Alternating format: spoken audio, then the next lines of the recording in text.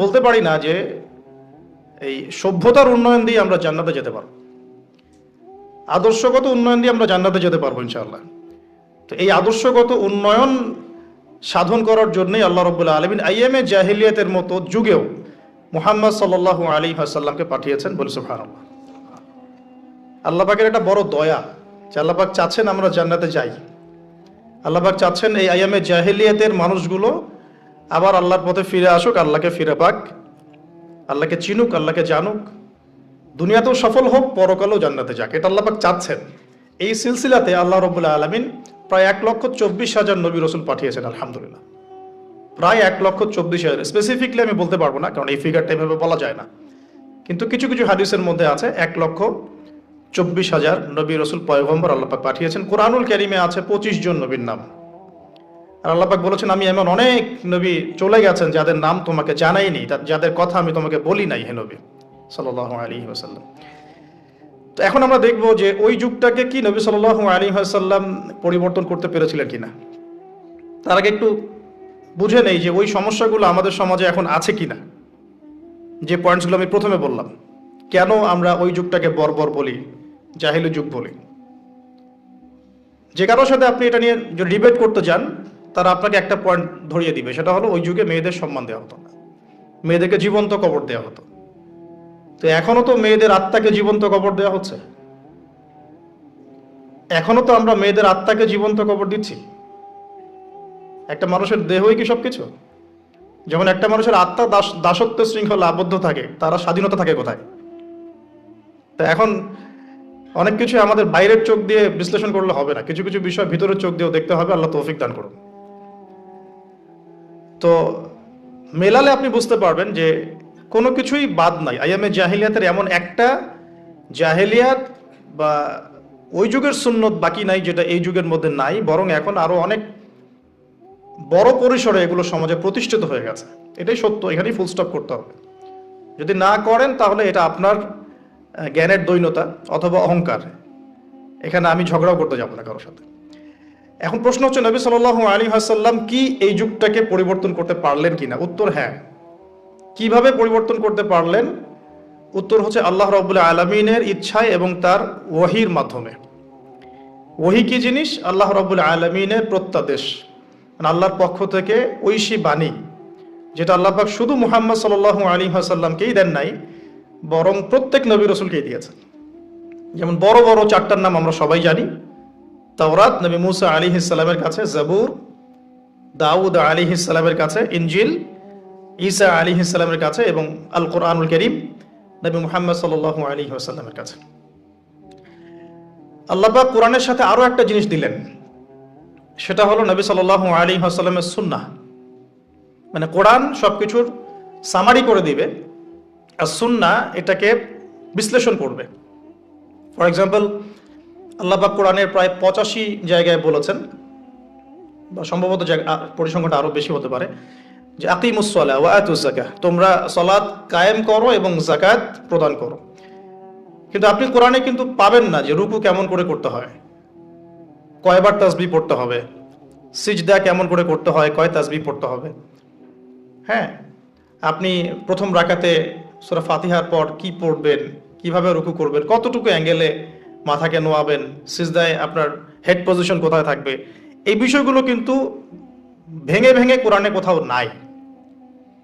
এই কারণে আল্লাহ রাব্বুল আলামিন এক্সট্রা আরেকটা জিনিস দিলেন, সেটা হলো সুন্নাহ।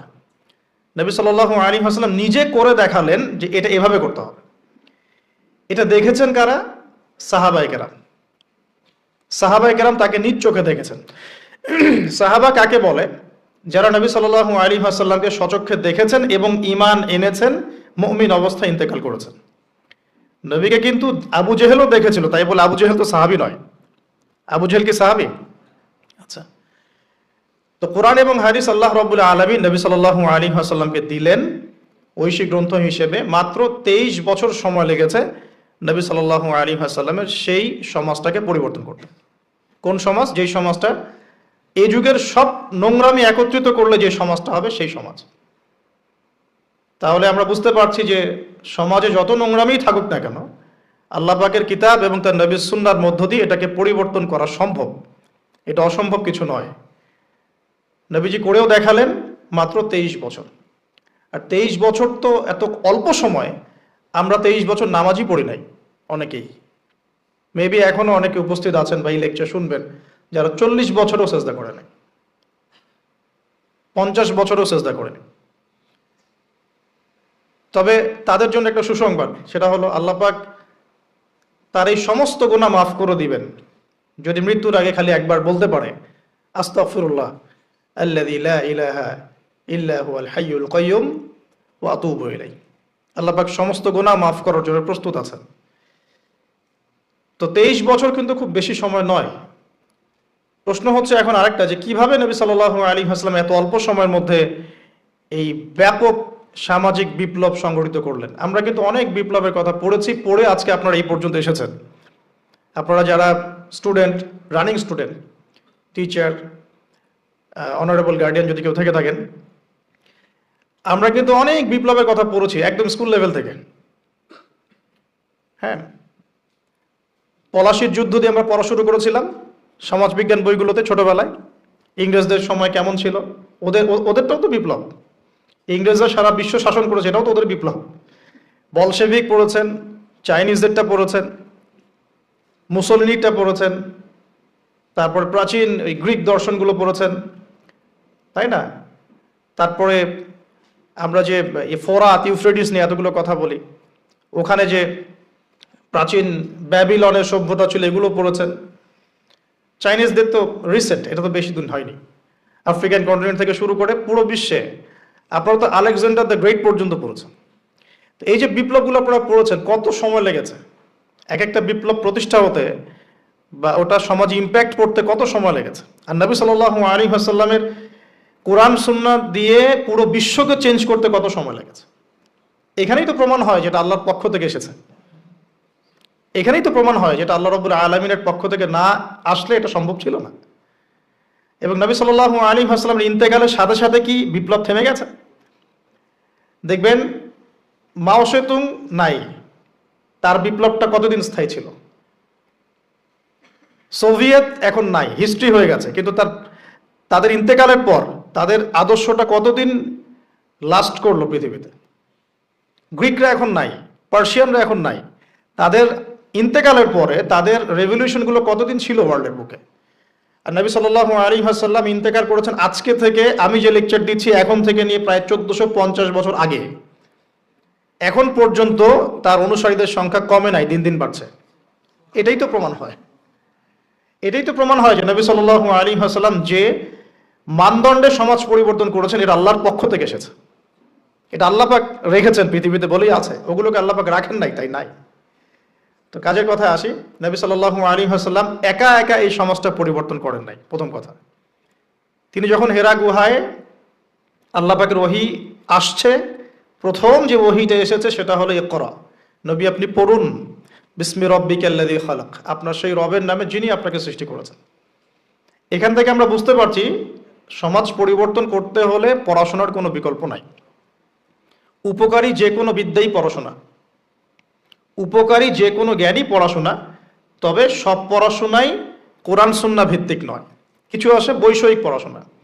বৈষয়িক লেখাপড়া করতে আল্লাহ পাক আমাদেরকে নিষেধ করেননি, কোরআন সুন্নাহ নিষেধ করছে না। কিন্তু কোরআন এবং সুন্নাহ, ইসলাম চাচ্ছে আপনার পড়াশোনার জ্ঞানটাকে আপনি আল্লাহর জন্য কাজে লাগান, দ্যাটস অল, আর কিচ্ছু না। টেক্সটাইল বলেন, মেডিকেল সায়েন্স বলেন, ইঞ্জিনিয়ারিং বলেন, হ্যাঁ, পলিটিক্যাল সায়েন্স বলেন, জিও পলিটিক্স বলেন, কোনো সাবজেক্ট স্টাডি করতে কোরআন সুন্নাহ আপনাকে নিষেধ করছে না। আমরা কেন কনজাস্টেড চিন্তা করি? বরং আমি বলি আপনারা বড় স্বপ্ন দেখবেন।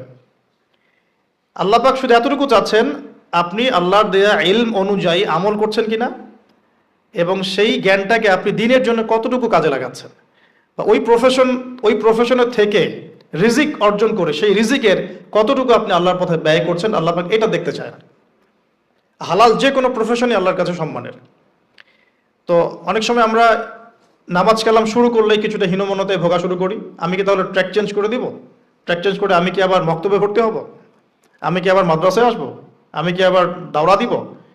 সবাই সবকিছু করতে পারবে না। আর সবাইকে আল্লাহ পাক সবকিছু করতে বলেন উনি। সমাজে নির্দিষ্ট একটা অংশের মানুষকে আল্লাহ পাক বলেছেন যে তারা দিনের জ্ঞান চর্চা করবে, তারা বড় বড় আলেম হবে, মুজতাহিদ হবে, ফকিহ হবে, মুহাদ্দিস মুফাসসির হবে, তারা বাকি জনগণকে লিড দিবে ধর্মতাত্ত্বিক ক্ষেত্রে। এবং যে যে প্রফেশনে থাকবে সেখানে যদি তারা সৎ থাকে, তাদের কাজে অনেস্ট থাকে এবং ওই রিজিকটাকে আল্লাহর পথে ব্যয় করে, ওই জ্ঞানটাকে আল্লাহর জন্য কাজে লাগায়, ইনশাআল্লাহ দুনিয়াতেও সফল হবে, পুরো জাতি ঐক্যবদ্ধভাবে জান্নাতে যাবে ইনশাআল্লাহ। অনেক জাতি কিন্তু একসাথে জান্নাতে যাবে, কারণ তারা সেভাবেই তাদের দুনিয়ার জীবনটাকে সাজিয়েছিল। তো নবী সাল্লাল্লাহু আলাইহি ওয়াসাল্লাম একা করেন নাই, সাহাবীদেরকে নিয়ে করেছেন। প্রথম ওহীটা এসেছে পড়াশোনা কেন্দ্রিক। সো আমাদের সবাইকে প্রচুর পড়াশোনা করতে হবে, এটা আমার প্রথম নসিহা আজকে। আমাদের সবাইকে প্রচুর পড়াশোনা করতে হবে, প্রচুর প্রচুর, মানে আমি কত প্রচুর বোঝাচ্ছি এটা আমি নিজেও ব্যাখ্যা করতে পারবো আপনাকে। জাস্ট এতটুকু বলবো যে এখন আমার কাছে যা মনে হয় যে কোরআন এবং সুন্নাহর এই জ্ঞানের যে সাগর, এখানে আমি কেবল হাতড়ে বেড়াচ্ছি, ভালো করে সাঁতারও কাটতে পারছি না।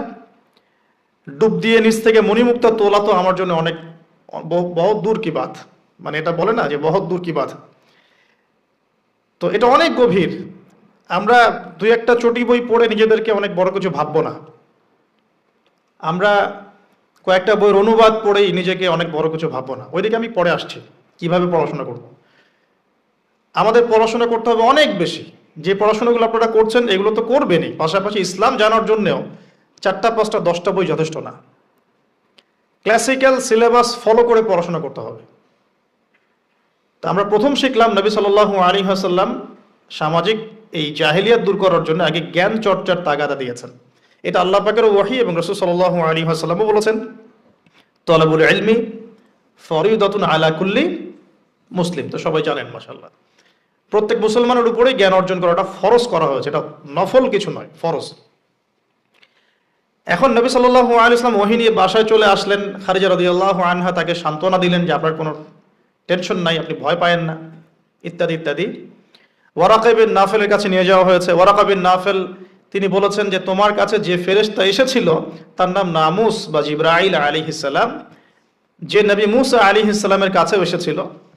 তবে এখন তোমাকে তোমার কওম বের করে দিবে, এখন তোমাকে তোমার কওম বের করে দিবে। যদি আমি ওই দিন জীবিত থাকি যেদিন তোমার কওম তোমাকে বের করে দিবে, আমি তোমাকে বড় রকম সাহায্য করব। এই কথাটা বলেছেন ওয়ারাকা বিন নওয়াফেল। সহিহ বুখারীর 2য় পৃষ্ঠায় এটা আছে, ওহী অধ্যায়ে। নবী সাল্লাল্লাহু আলাইহি ওয়াসাল্লাম অবাক হয়েছিলেন এই সময়, জিজ্ঞাসা করেছিলেন যে আওয়া মুখরিজিয়া, তারা কি আমাকে বের করে দিবে? আওয়া মুখরিজিয়াহুম, তারা কি আমাকে বের করে দিবে? তো ওয়ারাকা বিন নওফেল বলেছিলেন এর আগে যার কাছেই এই ফেরেশতা এসেছেন তাকেই তার কওম বের করে দিয়েছে। এখান থেকে একটা মন শক্ত করা কথা শুনতে হবে, সেটা হচ্ছে যদি আপনি সত্যিকারের ওহী কোরআন এবং সুন্নাহর উপর থাকতে চান তাহলে সমাজ আপনাকে স্বাভাবিকভাবে মেনে নেবে না, বিকজ সমাজটা জাহেলিয়াতের। আপনি রিবার এগেনস্টে কথা বলবেন, তারা আপনাকে মেনে নেবে না। আপনি পুরো বিশ্বে মুসলিমদের উপর যে নির্মম নির্যাতন, এর এগেনস্টে কথা বলবেন, তারা আপনাকে মেনে নেবে না। আপনি ধর্মতাত্ত্বিক ক্ষেত্রে মুসলিমদের মধ্যে যে সমস্যাগুলো নিয়ে কথা বলবেন, সবাই আপনাকে বন্ধুরূপে গ্রহণ করবে না। যদি তাদের ক্ষমতা থাকে তাহলে আপনাকে বেরো করে দিতে পারে, যদি ক্ষমতা না থাকে তাহলে মনে মনে হিংসা করতে পারে, ট্র্যাপে ফেলতে পারে, অনেক কিছুই করতে পারে। এটা হচ্ছে দলিল যে ওয়ারাকা বিন নাফেল প্রথম এই কথাটা বলেছিলেন, এবার তো তোমার কওম তোমাকে বের করে দিবে। আপনি বাসায় গিয়ে আজকে সহিহ বুখারী খুলে দেখেন, এটা হচ্ছে ওহী আসার বাস্তবতা। যাদের কাছে ওহী এসেছে এবং যাদের কাছে ওহীর জ্ঞান আছে তাদেরকে সবাই বন্ধুরূপে গ্রহণ করবে না। ইভেন আপনিও যদি এখন ইসলাম 100% ফলো করার চেষ্টা করতে থাকেন, আপনি আপনার পরিবারের মধ্যেই এক ঘরে হয়ে যেতে পারেন। আপনি আপনার পরিবারের মধ্যেই প্রবলেম ফেস করতে পারেন, সোসাইটিতে করতে পারেন। আমি তো অবাক হচ্ছি যে একটা শিক্ষা প্রতিষ্ঠানে এ ধরনের প্রোগ্রামের আয়োজন করা হচ্ছে। কয়টা শিক্ষা প্রতিষ্ঠান বাংলাদেশে আছে যেখানে বসে এই ধরনের কথা বলা যায়? অনেস্টলি স্পিকিং বলেন, 1%, 2%, 5%? আল্লাহ কবুল করেন, দোয়া করি আমি। এই জন্য আমি কঠিনভাবে কথাগুলো বলে যাচ্ছি, কারণ সবসময় সব সুযোগ হয়ে ওঠে না। ওহীর জ্ঞান এমন একটা জিনিস যেটা সবাই বন্ধুরূপে গ্রহণ করে না। কিন্তু নবী সাল্লাল্লাহু আলাইহি ওয়াসাল্লাম কি থেমে গিয়েছেন? উত্তর না। তিনি এবার তার ট্যাকটিকটা দেখেন কিভাবে তিনি 23 বছর এটা করেছেন, মাত্র 23 বছরে। প্রথমত তিনি কি করেছেন, কাছের মানুষদেরকে আগে দাওয়াত দিয়েছেন। তাহলে দিন আগে নিজে যখন পালন করবেন, বুঝবেন, আমল করবেন, এটা প্রথম কাজ জ্ঞান অর্জন করার পর। এরপরে আপনার কাছের মানুষদেরকে দিনের দাওয়াত দিতে হয়। কাছের মানুষ মা, বাবা, স্ত্রী, সন্তান, বন্ধু বান্ধব ইত্যাদি। নবী সাল্লাল্লাহু আলাইহি ওয়াসাল্লামের দাওয়াতে প্রথম ইসলাম কবুল করেছেন কারা? খাদিজা রাদিয়াল্লাহু আনহা, কাছের মানুষ, স্ত্রী। আবু বকর সিদ্দিক রাদিয়াল্লাহু আনহু, প্রায় বন্ধু মানুষের মতোই, আগে থেকে পরিচয় ছিল। তারপরে তার ছোট ভাই আলী ইবনে আবি তালেব, কাজিন। তার আর এক কাজিন জাফর ইবনে আবি তালেব। বাসায় ছিলেন একজন পালক পুত্র যায়েদ ইবনে হারেসা। এরপরে আস্তে আস্তে আবু বকর সিদ্দিকের দাওয়াতের মধ্য দিয়ে উসমান বিন আফফান, তালহা বিন উবাইদুল্লাহ, সাদ ইবনে আবি ওয়াক্কাস, আব্দুর রহমান বিন আউফ, তারপরে আবু উবাইদা ইবনে জাররাহ, আব্দুল্লাহ বিন মাসউদ, আস্তে আস্তে এভাবে ছড়িয়ে পড়তে লাগলো। তাহলে দাওয়াতের বা ইসলাম প্রচার করার, প্রসার করার, প্রতিষ্ঠা করার সুন্নাটা কেমন? নিজে জ্ঞান অর্জন করে আমল শুরু করা, কাছের মানুষদেরকে দাওয়াত দেয়া। আমরা কিন্তু নবীর সুন্নাহ মেনে চলতে চাচ্ছি না দিন প্রতিষ্ঠা করার ক্ষেত্রে। আমরা ইনস্ট্যান্ট রেজাল্ট চাই। হ্যাঁ, আমি চাই যে রাতারাতি সব পরিবর্তন করতে। এভাবে কখনো হয়নি, এভাবে কখনো হয়নি, কিয়ামত পর্যন্ত হবে বলে মনে হচ্ছে না। যেমন আমরা যখন এই আলোচনাগুলো করি, জাল মাহদি, নবী ঈসা আলাইহিস সালাম, দাজ্জাল, যেগুলো শেষ জামানার বড় বড় সাইন, এগুলো কিন্তু হুট করে রাতারাতি হবে না। এগুলো একটা ফেজ পার করে করেই পৃথিবীর দিকে আসবে, আস্তে আস্তে আসবে। তো এখন দেখুন এরপর কি হলো, নবী সাল্লাল্লাহু আলাইহি ওয়াসাল্লাম যখন এভাবে দাওয়াতি কাজ করতে লাগলেন, প্রথম 3 বছর তিনি এভাবে দাওয়াত দিয়েছেন। বেশিরভাগ যারা ইসলাম কবুল করেছেন তারা ছিলেন যুবক। এখান থেকে আপনাদের সাথে আমার কথাটা শুরু হচ্ছে আর কি। বেশিরভাগ যারা ইসলাম কবুল করেছিলেন তারা কারা ছিলেন? যুবক। আপনি সিরাত পড়েন, অ্যাটলিস্ট আর রাহিকুল মাখতুম বইটা পড়ে দেখেন, দেখবেন বেশিরভাগই ছিলেন তরুণ প্রজন্ম। কেন তরুণ প্রজন্ম? বিকজ তরুণদেরকে আল্লাহ পাক একটা বলবো আবেগের সাম্যাবস্থা দিয়েছেন। এটা কেমন? মানে তারা যদি খারাপ পথে যায় তাহলে খুব খারাপ পথেই চলে যায়, তারা যদি ভালো পথে আসতে চায় খুব ভালো পথে চলে আসে। তারা চ্যালেঞ্জ গ্রহণ করতে পারে, খোলা মনে সিদ্ধান্ত নিতে পারে। অনেক সময় আবেগকে প্রশ্রয় দেয়, আবেগে কখনো ভুল সিদ্ধান্ত নেয়, কখনো কিন্তু সঠিক সিদ্ধান্ত নেয়। তো তরুণদের মধ্যে একটা চ্যালেঞ্জ গ্রহণ করার মানসিকতা থাকে যে ঠিক আছে আমি ইসলামের পথে থাকবো, পরিবার আমাকে না সহ্য করে, না করুক। এই জিনিসটা 40-50 বছর একটা মানুষ করতে পারে না। সে চিন্তা করে যে না, তারা আমার ছেলে মেয়ে, তাদেরকে নিয়ে ব্যালেন্স করে চলতে হবে ইত্যাদি ইত্যাদি। তারা মাঝ রাস্তা খোঁজার চেষ্টা করে, কিন্তু তরুণরা হয় ডান না হলে বাম, যে কোনো একদিকে চলবে। দেখবেন অনেক তরুণ ভাই আছেন যারা পুরোপুরি মাদকের সাথে সম্পৃক্ত, মাদকাসক্ত, ওখান থেকে বের করা সো ভেরি ডিফিকাল্ট। আবার অনেক তরুণ প্রজন্ম আছে যারা মাদক কখনো হাতই দেয় না। আপনি এরকম দুটো প্রজন্ম দেখবেন বাংলাদেশে। কেউ কখনো জুয়ার আসরে কখনোই বসে নাই, আর কারো জুয়া না খেললে ঘুম আসে না। কেউ তাহাজ্জুদ ছাড়া ঘুমাচ্ছেন না, আর কেউ মসজিদে যায়ই নাই কখনো। একটা দৈন্যতা আছে, মেরুকরণ আমাদের দেশের তরুণ প্রজন্মের মধ্যে। তবে এটা আমাদের জন্য ভালো সংবাদ যে আলহামদুলিল্লাহ দিন দিন তরুণ প্রজন্মের মধ্যে একটা পরিবর্তন আসছে। এটা আল্লাহ পাকের খাস রহমত, যাদের মাধ্যমে আসছে আল্লাহ পাক তাদেরকে যেন কবুল করেন, দোয়া করি আমি। এখন সমাজ কি থেমে থাকলো? না, সমাজ কিন্তু এটা ভালো করে মেনে নিল না। এবার শুরু হলো তাদের প্রতি অত্যাচার, ফিজিক্যাল টর্চার, মেন্টাল টর্চার, অর্থনৈতিক অত্যাচার, কোনো কোনো ক্ষেত্রে পরিবার বের করে দিল। মুসআব বিন উমাইরের জীবনী পড়ে দেখেন, উসমান বিন আফফান রাদিয়াল্লাহু আনহুর জীবনী পড়ে দেখেন, জাফর ইবনে আবি তালেবেরটা পড়েন, আলী ইবনে আবি তালেবের জীবনী পড়েন দেখেন, বেলাল ইবনে রাবাহ তার জীবনী পড়ে দেখেন, সুমাইয়া রাদিয়াল্লাহু আনহারটা পড়েন, খাব্বাব রাদিয়াল্লাহু আনহুরটা পড়েন, তারপরে ইয়াসির পরিবারেরটা পড়েন। হ্যাঁ, মানে আসলে সাহাবীদের মধ্যে খুব কম সংখ্যক সাহাবী এমন ছিলেন যাদেরকে কোনো রকম নির্যাতন ফেস করতে হয় নাই। তো এরপরেও দাওয়াত থেমে যায় নাই, দাওয়াত চলতে লাগলো। কারা অপোজিশনে ছিল?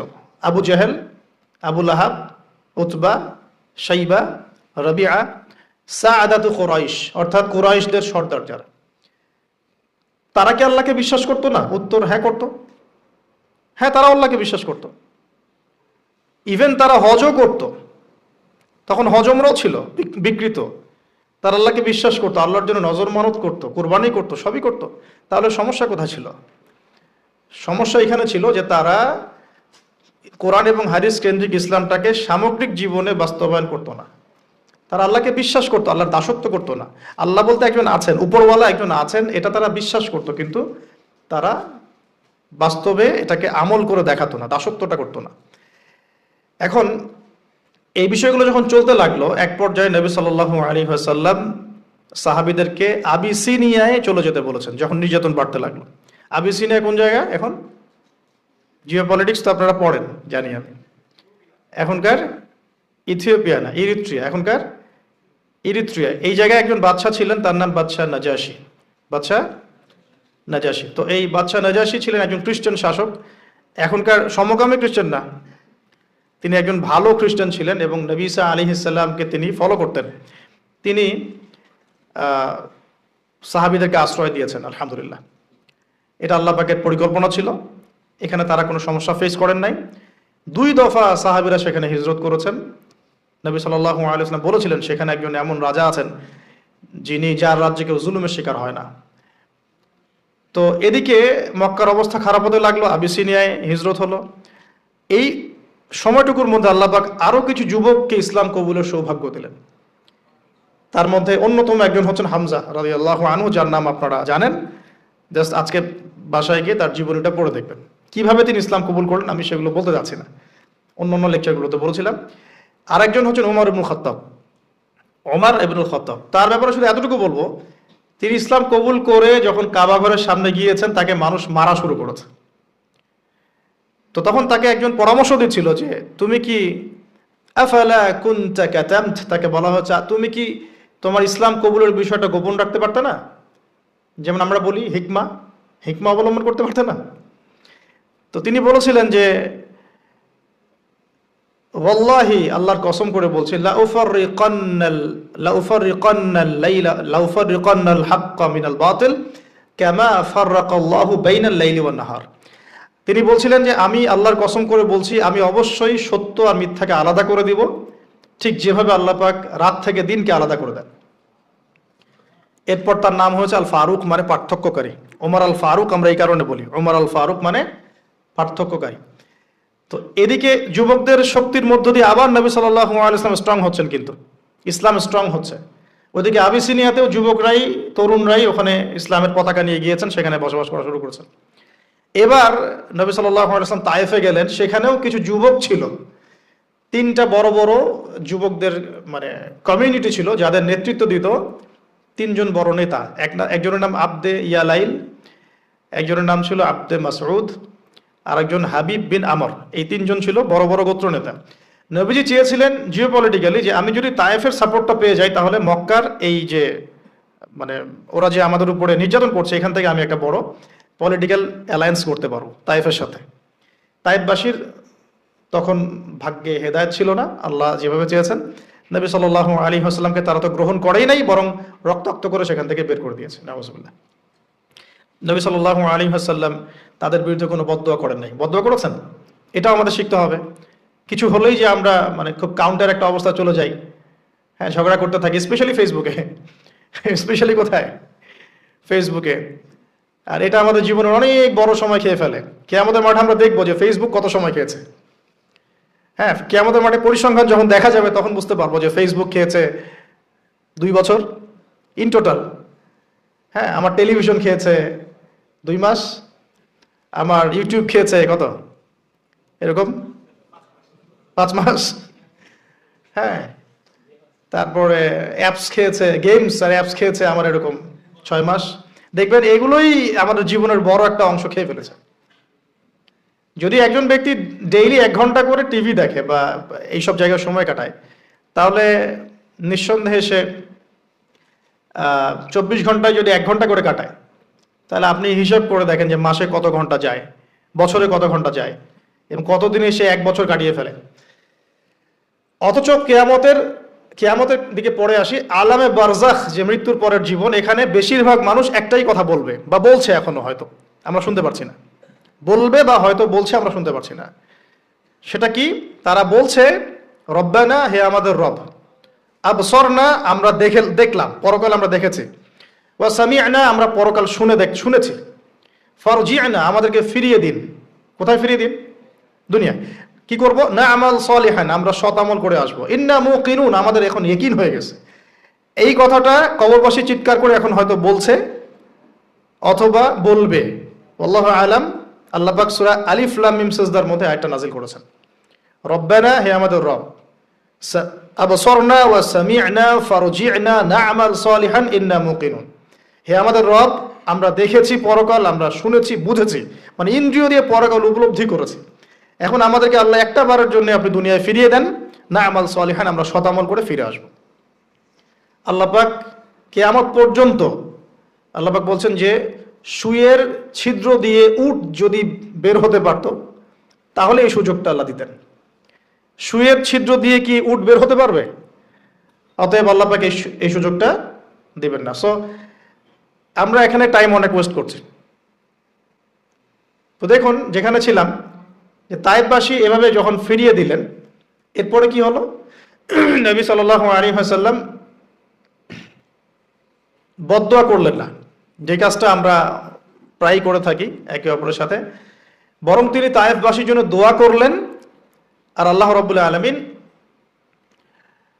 পাহাড় পর্বত নিয়ন্ত্রণকারী ফেরেশতাকে পাঠিয়েছিলেন, যাদের একটা দাবি ছিল, আপনি যদি চান হে নবী আমরা তায়েফবাসীকে পিষে ফেলতে পারি। নবী সাল্লাল্লাহু আলাইহি ওয়াসাল্লাম বলেন, না, আমি বরং চাচ্ছি আল্লাহ পাক তাদের ঔরস থেকে এমন প্রজন্ম নিয়ে আসুক যে প্রজন্ম আল্লাহর ইবাদত করবে, আল্লাহর সাথে কাউকে শরীক করবে না। এখন আপনি তায়েফের রেজাল্টটা দেখেন, তায়েফ কিন্তু এখন ইসলামের ভূমি হয়ে গেছে, আলহামদুলিল্লাহ। এবার নবী সাল্লাল্লাহু আলাইহি ওয়াসাল্লাম মক্কায়, সিচুয়েশনটা তাহলে এখন কেমন? কিছু যুবক সাহাবী ইসলামের নেতৃত্ব দিয়ে আবিসিনিয়ায়, কিছু যুবক সাহাবী মক্কায়। এবার নবী সাল্লাল্লাহু আলাইহি ওয়াসাল্লাম সব দিক থেকে কোণঠাসা।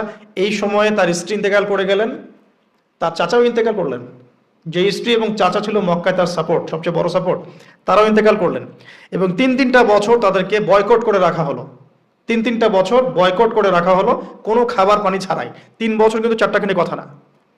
আমরা মিয়ানমার রোহিঙ্গা ইস্যু দেখেছি, একটু আঁচ করতে পারি যেভাবে বের করে দিলে মানুষের কেমন হয়, কেমন লাগে। সবকিছু বাদ দিয়ে তাদেরকে পাহাড়ের পাদদেশে থাকতে হয়েছে 3 বছর। ওখানে হামজাও ছিলেন, সুবহানাল্লাহ। নবী সাল্লাল্লাহু আলাইহি ওয়াসাল্লামের কাছে তারা অনুমতি চাচ্ছিলেন যে আমাদেরকে খালি অনুমতি দেন, আমরা যে কয়জন আছি এই কয়জন নিয়ে যুদ্ধে ঝাঁপিয়ে পড়ব। নবীজি বললেন, না, বরং তোমরা ধৈর্য ধরো, এখনো আল্লাহ পাক এই হুকুম আমাকে দেন নাই, তোমরা ধৈর্য ধরো। হামজার মতো সাহাবী, যিনি একাই 20 জনের সাথে লড়াই করতে পারেন, তিনি ধৈর্য ধরলেন যে আমরাও ধৈর্য ধরে আছি। সিচুয়েশন ডিমান্ড, একটা কথা, সিচুয়েশন যেমন সেভাবে রিয়াক্ট করতে হয়। এখন সিচুয়েশন নাই, রিয়াক্ট করতে পারছি না। হামজা রাদিয়াল্লাহু আনহুর মতো মানুষ, তিনিও তার ওই এগ্রেশনটাকে দমন করে রাখলেন। এবার আল্লাহ পাক পুরো এই টেবিলটা, আমরা বলি যে টেবিল উল্টে দেওয়ার মতো, ইসলামের এই হিস্ট্রিটাই আল্লাহ পাক উল্টে দিলেন। কিভাবে?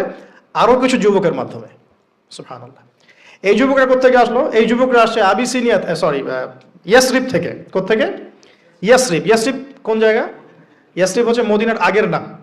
তো ইয়াসরিব থেকে এবার 6 জন যুবক চলে আসলেন। এই 6 জন যুবকের নাম হলো, 6 জন যুবকের নেতার নাম হচ্ছে আসআদ বিন জুরারাহ রাদিয়াল্লাহু আনহু। তিনি আরো 5 জনকে নিয়ে এসেছেন। কি করতে এসেছেন? হজ করতে। ওই যে বললাম আগে একটা হজের ট্রেন্ড ছিল ওইখানে, ওইটার বিজনেসটা করতো তখন কারা? আবু জেহেলরা আর কি, ঠিক আছে।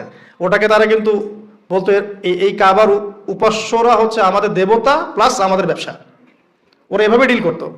তো এই 6 জন যুবক এসেছেন হজ করতে, নবী সাল্লাল্লাহু আলাইহি ওয়াসাল্লামের কথা শুনলেন। আর নবী সাল্লাল্লাহু আলাইহি ওয়াসাল্লাম এরকম একজন নবী আসবেন, এই কথাটা তারা শুনেছিল ইহুদিদের কাছে মদিনায়, ইয়াসরিবে। এখন ওই ইয়াসরিবের যুবকরা কিন্তু শুনেছিল ইহুদিদের কাছে যে কে আসবেন, মুহাম্মদ সাল্লাল্লাহু আলাইহি ওয়াসাল্লাম বা একজন শেষ নবী আসবেন। তারা তো নাম জানতো না, নাম জানতো? তারা এতটুকু জানতো, তাওরাতে লেখা ছিল সেই নবীর নাম হচ্ছে আহমদ। কি নাম? আহমদ। এবার নবী সাল্লাল্লাহু আলাইহি ওয়াসাল্লাম আবার আরো একবার শক্তিশালী হলেন, কার মধ্য দিয়ে? এই যুবকদের মধ্য দিয়ে। 6 জন যুবক, মাত্র 6 জন। এই 6 জন তারা আবার মদিনায় ফিরে গেলেন। পরের বছর 12 জনকে নিয়ে আসলেন। এবার এই 12 জনের সাথে নবীজি আরো একজনকে পাঠিয়ে দিলেন, তার নাম হচ্ছে মুসআব বিন উমাইর, যার কথা আমি বলছিলাম উহুদের যুদ্ধে তিনি শহীদ হয়েছেন। উহুদের যুদ্ধে শহীদ সেই সাহাবী মুসআব বিন উমাইর। এই যে এই ছেলেও দাঁড়িয়েছিল তো, মুসাইব বিন উমাইর রাদিয়াল্লাহু আনহুর কবরের সামনে। ওকে জিজ্ঞাসা করেন যে ও কোনো সুঘ্রাণ পেয়েছে কিনা। অনলাইন তো গরম করে ফাটিয়ে রেখে দিচ্ছে একবার। ওকে জিজ্ঞাসা করেন। আমরা তো মনে করছিলাম এটা সবাই পায়, আমরা মনে করছিলাম এখানে যারাই আসে তারাই মনে হয় পায়। বাংলাদেশে আসার পরে বুঝলাম যে সবার ভাগ্যেই সৌভাগ্য হয় না। মুসাইব বিন উমাইর এবং হামজা রাদিয়াল্লাহু আনহুর কবরটাকে ঘিরে রাখা হয়েছে একসাথে। 80টার বেশি তরবারের আঘাত ছিল তার গায়ে শাহাদাতের সময়। নবী সাল্লাল্লাহু আলাইহি ওয়াসাল্লামের চেহারার সাথে তার চেহারা কিছুটা মিল ছিল। তো এই সাহাবীকে নবীজি পাঠিয়েছেন মদিনায়, তুমি এই 12 জনের সাথে যাও, মদিনায় গিয়ে দাওয়াতি কাজ করতে থাকো। মাত্র 1 বছরের ব্যবধানে, উইদিন 1 ইয়ার, মুসাইব বিন উমাইর রাদিয়াল্লাহু আনহু দাওয়াতের ফলে 75টা পরিবার ইসলাম কবুল করেছে। এই যে ইসলাম একদিক থেকে সংকীর্ণ হতে লাগলো আর মদিনার দরজা খুলতে লাগলো। কাদের হাত ধরে? বৃদ্ধদের না ইয়াংদের? ইয়াংদের। এবার মুসাইব বিন উমাইর রাদিয়াল্লাহু আনহু দাওয়াতে যে পরিবার ইসলাম কবুল করেছে তারা এসে নবী সাল্লাল্লাহু আলাইহি ওয়াসাল্লামের কাছে বায়াত করলেন। এবার নবী সাল্লাল্লাহু আলাইহি ওয়াসাল্লামের কাছে হুকুম আসলো আপনি আবার হিজরত করেন। কোথায়? মদিনায়। এই যে শুরু হলো হিজরত। ওইবার মদিনায় গিয়ে শুরু হলো ইসলামিক হুকুমত। তখন ইসলামিক মানে পলিটিক্যাল ক্ষমতা আমাদের হাতে আসলো। নবী সাল্লাল্লাহু আলাইহি ওয়াসাল্লাম সেখানকার রাষ্ট্রপতি হলেন। মদিনা সনদ তৈরি করা হলো, মসজিদ নববী তৈরি করা হলো, মানে যত রকম রাষ্ট্রীয় ফাংশন সব ওখান থেকে শুরু হলো। এটা হলো ইসলামের পার্ট 2, মানে সিরাতের সেকেন্ড পার্ট। এটাই সবচেয়ে বড় পার্ট, মানে এখানেই সবচেয়ে বড় বড় জিনিসগুলো ঘটেছে। কিন্তু বেস তৈরি হয়েছে কিন্তু প্রথম 13 বছরে। কাদের হাত ধরে? ইয়াংদের হাত ধরে। ইয়াংদের হাত ধরে। এবার এই মদিনাতেই হচ্ছে বদর। এই মাদানী যুগে কি হচ্ছে? বদর। তারপরে হলো উহুদ। তারপরের বছর হলো কি? খন্দক। তারপরে নবী সাল্লাল্লাহু আলাইহি ওয়াসাল্লাম বললেন যে এবার থেকে ওরা আমাদেরকে আর আক্রমণ করবে না, আমরাই এবার থেকে ইসলামকে নিয়ে এগিয়ে যাবো ইনশাআল্লাহ। এরপর থেকে কুরাইশ আর কখনো আক্রমণ করতে পারে নাই। এরপর নবী সাল্লাল্লাহু আলাইহি ওয়াসাল্লাম বিভিন্ন গাজওয়া সারিয়া একটা একটা করে হতে থাকলো। প্রায় 75 থেকে 80টার মধ্যে হয়েছে।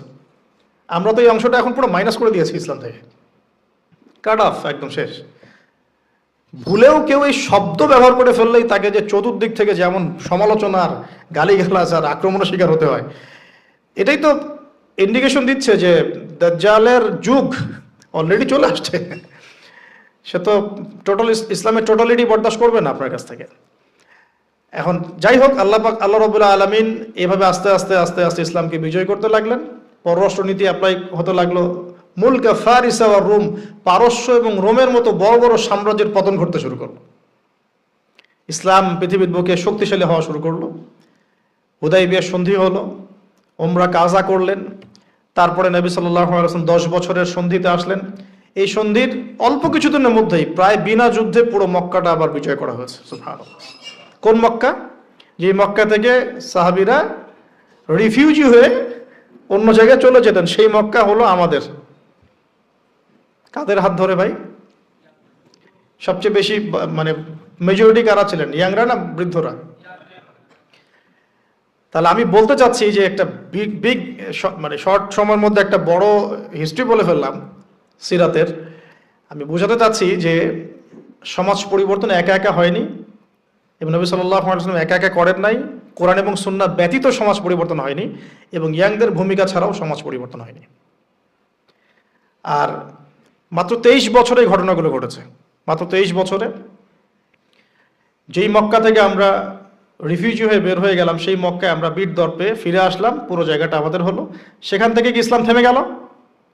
রাসূল সাল্লাল্লাহু আলাইহি ওয়াসাল্লামের ইন্তেকালের পরেও ওখান থেকেই আবার আবু বকর সিদ্দিক রাদিয়াল্লাহু আনহু, তার প্রায় 2-2.5 বছর বলা হয়।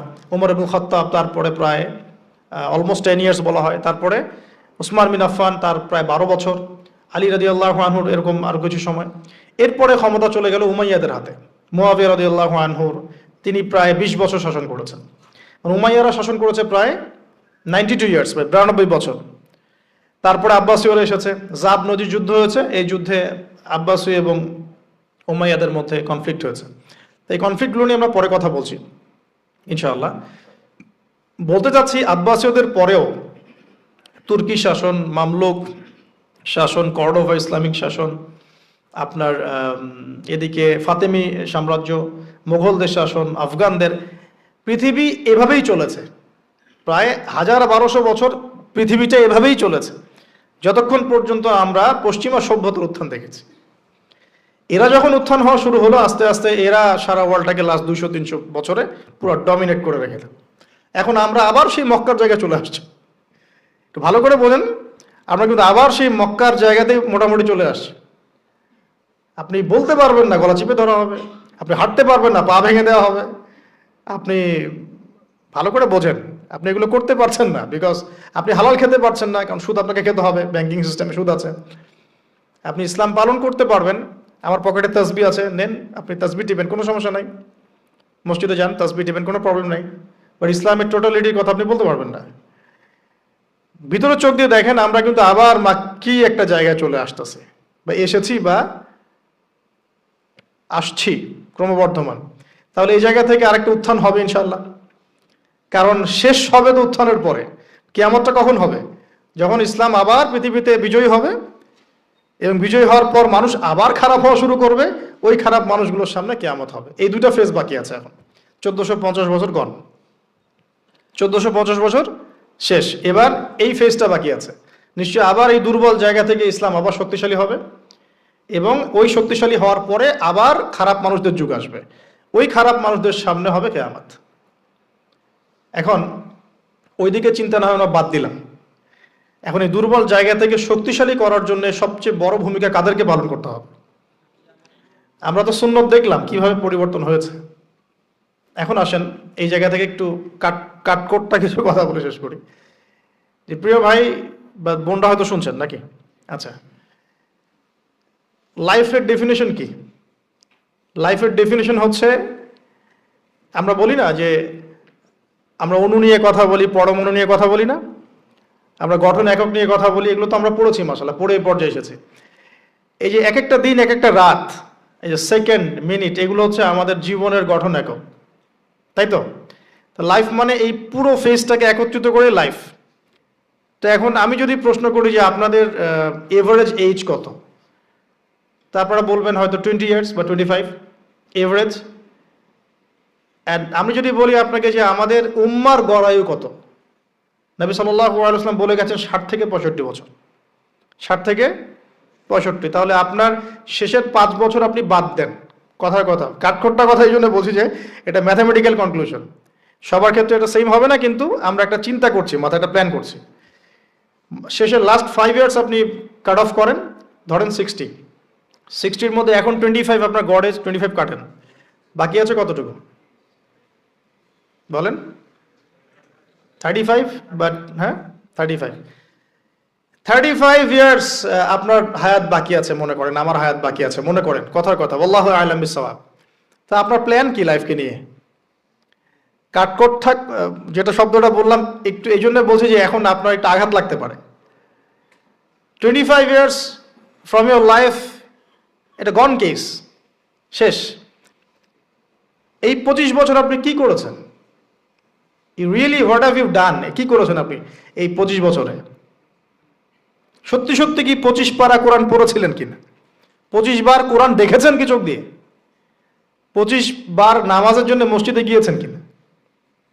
Just ask yourself. মানে এই কথাগুলো আপনি আপনাকে আজকে রাত্রে জিজ্ঞাসা করবেন। আপনি 25 বছরে সম রেখেছেন কয়টা?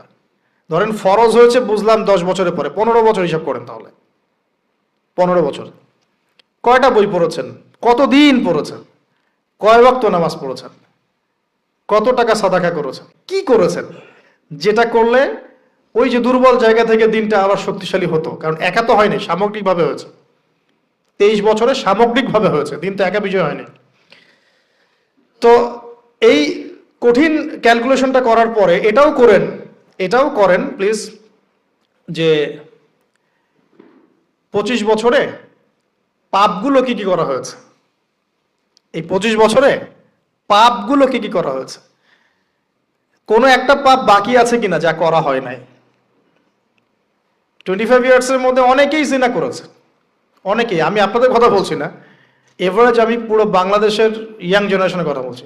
25 বছরের ইয়াং এই প্রজন্মটা, এই লেটেস্ট যে প্রজন্মটা, এদের অনেকেই জিনা করেছে, বিবাহ বহির্ভূত সম্পর্ক।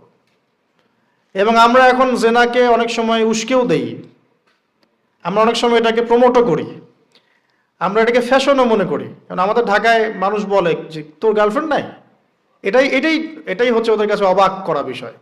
সবাই ঘুরে, ঈদের দিন তুই ঘুরতে পারিস না? আমাদের ফ্যামিলির মধ্যে একজন বলতেছিল তার মেয়েকে, সবাই ঈদের দিনে বাইরে যায়, তুই যেতে পারস না? ঢাকায় এভাবে কথা বলে। তার মানে এটাই ফ্যাশন, মানে আমরা জেনাকে উস্কেও দিচ্ছি। তার মানে 25 বছরে আমরা অনেকে জেনাও করেছি।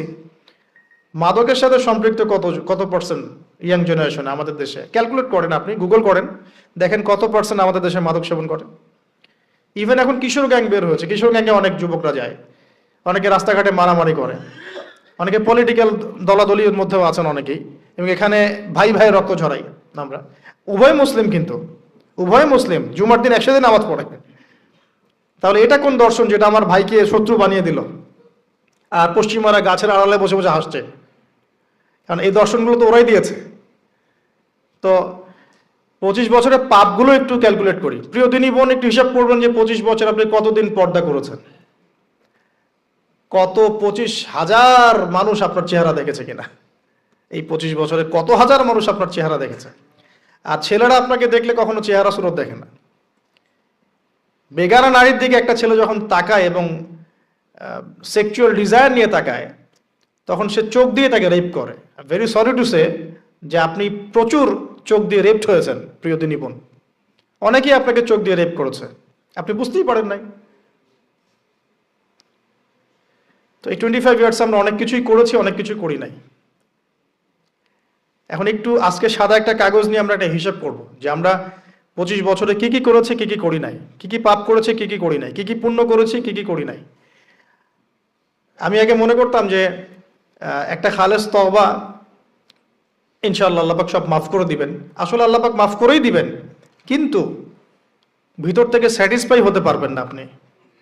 এখন যদি আপনি এখান থেকে আমার এই লেকচারটা শুনে আল্লাহর ওলি হয়ে যান এবং আপনি বড় মুহাদ্দিস, মুফতি, দিনের বড় দায়ী ইলাল্লাহ, বড় পলিটিশিয়ান, বড় ইঞ্জিনিয়ার, মানে যারা ওয়ার্ল্ডকে ইসলাম স্ট্যাবলিশমেন্টের দিকে নেতৃত্ব দিচ্ছেন, এমনও মানুষ যদি আপনি হয়ে যান, আপনি এই 25 বছরের ঋণটা শোধ করতে পারবেন না। এই 25 বছরের ঋণ আপনাকে প্রতিনিয়তই ভিতরে ঢুকিয়ে ঢুকিয়ে মারবে আর কি, যেটা আমাদেরকেও মারে ভিতর থেকে। যে আমরা যদি আগে থেকে বিষয়গুলো বুঝতাম, যদি আরো আগে থেকে স্টাডি করতে পারতাম, আরো বেশি যদি আমি আলেম ওলামার সাথে মিশতে পারতাম, আরো যদি বেশি গভীরে যেতে পারতাম, তাহলে কতই না ভালো হতো।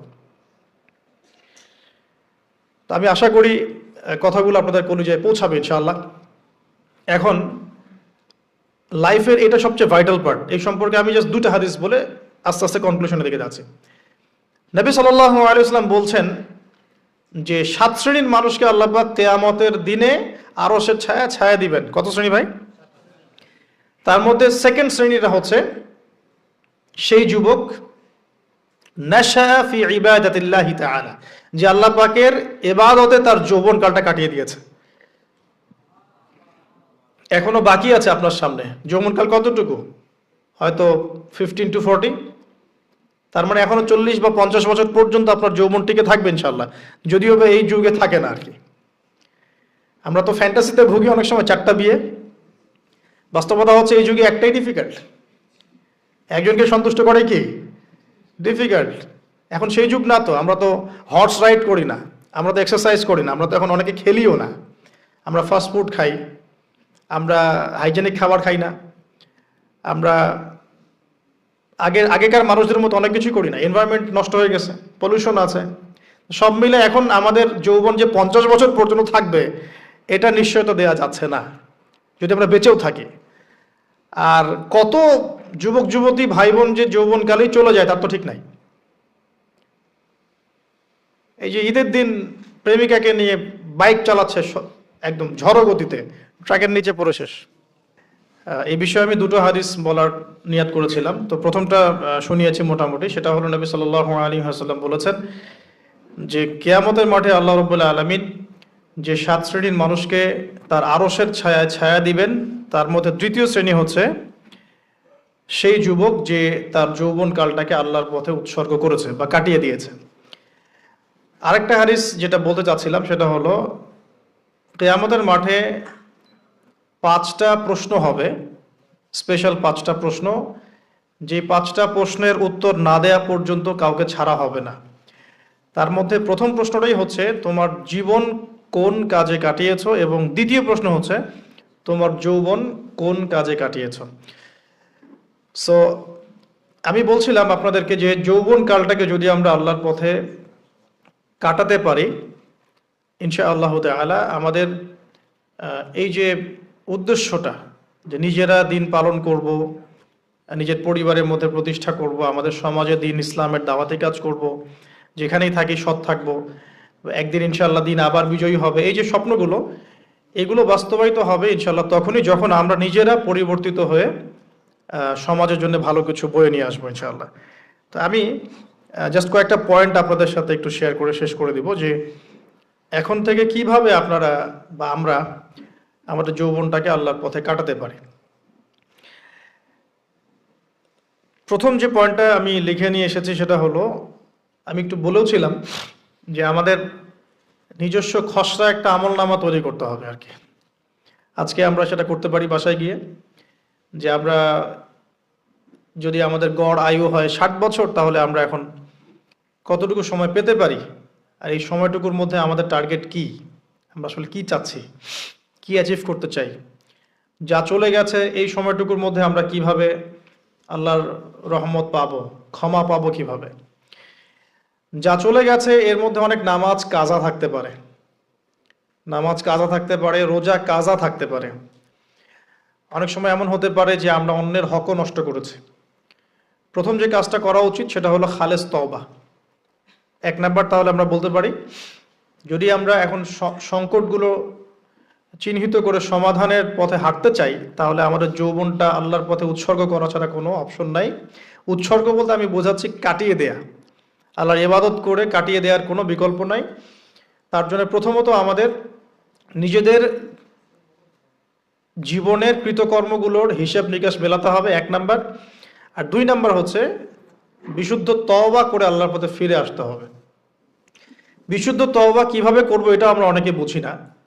অনেকে মনে করি যে মুখ দিয়ে জাস্ট আস্তাগফিরুল্লাহ বললেই হয়তো তওবা হয়ে যায়। বিষয়টা এমন নয়। বিশুদ্ধ তওবা হচ্ছে আপনি আল্লাহর দিকে পরিপূর্ণ অভিমুখী হবেন, রুজু করবেন, এর নাম হলো বিশুদ্ধ তওবা। যে পাপগুলো করেছি এগুলোর জন্য ক্ষমা চাওয়া, এই পাপগুলো কোনোদিন করব না এরকম প্রত্যয় ব্যক্ত করা, আর যদি অন্যের সাথে সম্পৃক্ত কোনো হক থেকে থাকে সেটা ফেরত দেওয়া। তো আমরা আজকে গিয়ে সুন্দর করে ওযু করে 2 রাকাত নামাজ পড়তে পারি। 2 রাকাত নামাজ পড়ে আমরা আল্লাহকে বলতে পারি যে আস্তাগফিরুল্লাহাল্লাযী লা ইলাহা ইল্লা হুয়াল হাইয়ুল কাইয়্যুম ওয়া আতুবু ইলাইহি। আল্লাহ, আমি আমার জীবনের এই যে একটা বড় সময় তোমার থেকে দূরে ছিলাম, নামাজ কাজা হয়েছে, রোজা কাজা হয়ে গেছে, চোখের হেফাজত হয় নাই, জিনা হয়ে গেছে নাউজুবিল্লাহ, মাদকের সাথে সম্পৃক্ত ছিলাম নাউজুবিল্লাহ, আমরা মিউজিক্যাল ইনস্ট্রুমেন্ট প্লে করেছি, ইত্যাদি ইত্যাদি। এগুলো থেকে আল্লাহ আমরা আজকে তোমার কাছে তওবা করছি, ক্ষমা চাচ্ছি, এবং আগামী দিনগুলোতে তোমার হুকুম আহকাম মেনে চলার তৌফিক চাচ্ছি। 2টো জিনিস খুব প্রয়োজন, একটা হলো তৌফিক, একটা হলো দোয়া। আপনার প্রচেষ্টা আল্লাহর কাছে দোয়া করতে থাকা এবং আল্লাহর কাছে তৌফিক কামনা করতে থাকা। আল্লাহ পাক যাকে ইচ্ছা তাকে তৌফিক দিয়ে থাকেন। আল্লাহ রাব্বুল আলামিন যাকে ইচ্ছা তাকে তৌফিক দিয়ে থাকেন। যে আল্লাহর কাছে যত বেশি চাইবে আল্লাহ পাক তত বেশি দিবেন ইনশাআল্লাহ। তো এই জন্য চেয়ে নিতে হবে, প্রথমত চেয়ে নিবেন যে আল্লাহ আপনি আমাকে তৌফিক দিন, যাতে করে আমি আমার পুরো জীবনটাকে আপনার ইবাদতে কাটাতে পারি, আরশের ছায়া পেতে পারি। আল্লাহ কবুল করুন, আমিন। এখন ইস্তেগফার করার পর যার যার হক তাকে তাকে ফিরিয়ে দেওয়া উচিত। যদি আপনি বা আমি, আল্লাহ না করুক, কারো হক নষ্ট করে থাকি, সেটা ফিরিয়ে দিতে হবে। এই হক নষ্ট ফিরিয়ে দেওয়ার মানে এটা নয় যে গার্লফ্রেন্ডকে কথা দিয়েছিলেন বিয়ে করবেন, সেখান থেকে ফিরে আসা যাবে না। ব্যাপারটা কিন্তু এমন নয় আর কি। এরকমও প্রশ্ন আমাদের কাছে অনেকে করেছেন যে আমি তো আমার গার্লফ্রেন্ডকে কথা দিয়েছিলাম যে আমি তোমাকে ছাড়া আর কাউকে বিয়ে করব না, তো এখন কি আমি ফিরে আসলে, তওবা করে ফিরে আসলে কি এর জন্য আল্লাহ আমাকে ধরবেন কিনা? মনে রাখবেন, শয়তান হচ্ছে এই পৃথিবীর সবচাইতে ইন্টেলেকচুয়াল প্রাণী।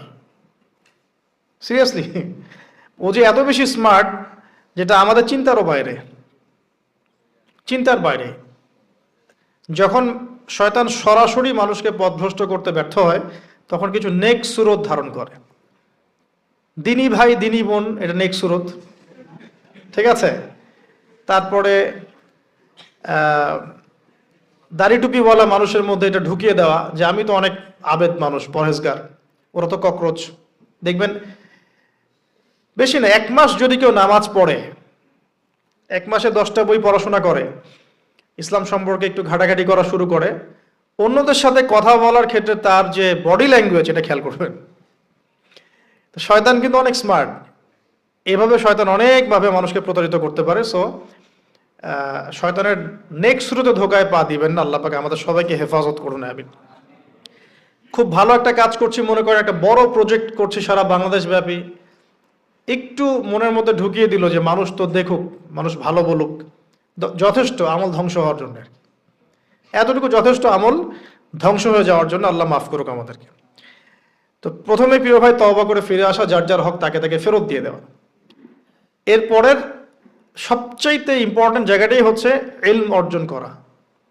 যেখানে আছেন সেখানেই থাকবেন, মানে যে যে প্রতিষ্ঠানে যে সাবজেক্টে পড়ছেন, এখন আপনাদের প্রায় জীবনের 20টা বছর চলে গেছে, এখন সবার পক্ষে আবার ইউটার্ন করে জিরো থেকে স্টার্ট করা পসিবল না, এবং এটা বুদ্ধিমানের কাজও হবে না, এটা বুদ্ধিমানের কাজও হবে না। ওই সেকশনে যারা আছেন তাদের সংখ্যা কিন্তু প্রচুর, যারা দিনী লাইনে পড়াশোনা করছেন, ঠিক আছে। আল্লাহ চাইলে তাদের মধ্য থেকেই ইনশাআল্লাহ এমন অনেক বড় বড় মুফতি, মুহাদ্দিস, ইমাম তৈরি হবেন, যারা ধর্মীয় অঙ্গনে নেতৃত্ব দিবেন ইনশাআল্লাহ।